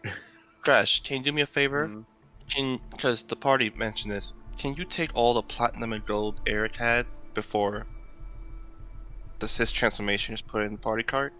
Yeah. Hold on. Yeah, because we were definitely taking off the gear off of his corpse. Okay, according to this inventory, he had 113 gold and 214 electrum pieces. God Oh, damn, Electrum. boy. There wasn't really much I wanted to buy, honestly. Keep in mind, because this setting is terrible and we have encumbrance and everything else, you can't automatically turn your electrum pieces into gold pieces. You'd actually have to find a money changer or someone willing to exchange your stuff. Otherwise, in this world without bags of holding and reeds with 5 strength, you have to carry around all this fucking gold. Or, no, I'm sorry, electrum pieces. Yeah, I feel like that was the design purpose of having electrum pieces. Was they're like, how else can we make this campaign setting miserable? How can we make this currency that's usually more useless actually mean something? Yeah, if you're able to put that onto the cart, because we would have grabbed all the stuff that was on Eric. Okay. And I assume she would. Well, I told you guys the numbers so you guys could add it. I have a whole screen full of stuff right now. Sorry. So it's 240 electrum piece and 113 gold. And you said 113. Okay. Yep. And Crash Ayla has that poisoner feat, which allows her, if she has supplies, to make poison herself. Which for 50, you gold. you can purchase from her poisoner's kit. And I just assume I still need to put the money to make the poison. So would she have, quote unquote, I have the kit, but would she have like supplies, quote unquote, that I could say spend the 50 gold to have? Yeah, like some miscellaneous supplies for because it says I need to spend 50 gold pieces to make a poison. Well, I mean, we have a whole crafting system. Are there poisons that you are interested in learning? Like what is Ayla's crafting skill? Like, because we have, there's a whole school of crafting for that to make poisons. That'd be the alkahest or whatever. Okay, I don't think I took anything crafting wise, other than poisoner kit. But if you have the kit, that's the first. Oh, the feat, but the feat gives you proficiency in the kit. That's a good thing. Let me double check. Poisoner feat. I believe it does, but okay. Yes, I have proficiency with the kit. Okay, then yeah, you should probably designate yourself as a alkahest alchemist, and then I think the party has the basic books for that. Yeah. Also, Meta, this is the campaign's expert for alchemy. So this is the NPC that would be able to train you and upgrade your training and all that for alchemy. Ooh, okay, that's good. Yeah, there is. She wasn't lying. There is no one better that would help you in this campaign. And Tiernan, that's basically already your focus right now, isn't it? I'm the healing one, though. So I'm the apothecary. Okay. And Mac is the tincture. Okay. Because I do have the recipe book from the tincture, and we did purchase. I think it's on Darius. He has alchemy supplies on him. All right. Oh, I am being summoned, so I'm gonna head out. But I did post what she does have available on her in a huge high definition screenshot, and so you can kind of browse and whatnot. All the prices are listed. All right, thank you. All right, cool. Hope you guys enjoy the rest of your Sunday. Thanks for running out. I guess we'll just run through. What is it? Monday? You said that you were going to be maybe doing prep for Alkenstar? Oh yeah. Tomorrow night I will maybe / probably be doing an hour of prep for Alkenstar, and I'm going to start streaming the prep for Outlaws of Alkenstar. So if you are not concerned about having it spoiled and you want to see how I prep a campaign from like start to finish, I guess I haven't done anything except read a little bit of the adventure and purchase the thing, and I made a couple of custom tokens, but I haven't done any actual like outlining the adventure or any of that kind of stuff yet. So that's what I'm going to start doing on Monday. It may also start happening on Saturday mornings when Red Hand of Doom ends, but for sure I'm going to try to start doing it every Monday to kind of make sure I'm ready before the 2 campaigns start in August. And yeah, I guess that's the big announcement I have. Does anybody have any other announcements? No, not big For our announcement. for our fellow audience members, Red Hand of Doom ends in 2 sessions. So if you care about us having a happy ending to that campaign, give us your fanspo. That is it. See. Shilling for an entirely different game right now. No shame. Carsophone is sitting here on the 12 fanspos and Daybreak, and is like, you know what? The rest of you poppers can have the fanspo. Damn. But no, for real, I think things are. I mean, I think they're going okay. I don't know for the next 2 episodes we have left. It's alright. You can shell as well. Yes, give us your fanspos and Red Hand. That's all I got. All right, sounds good. All right. I hope everybody enjoys the rest of their Sunday, and we will continue this next week. Thanks for running. Thanks everyone for tuning in. Catch you next time.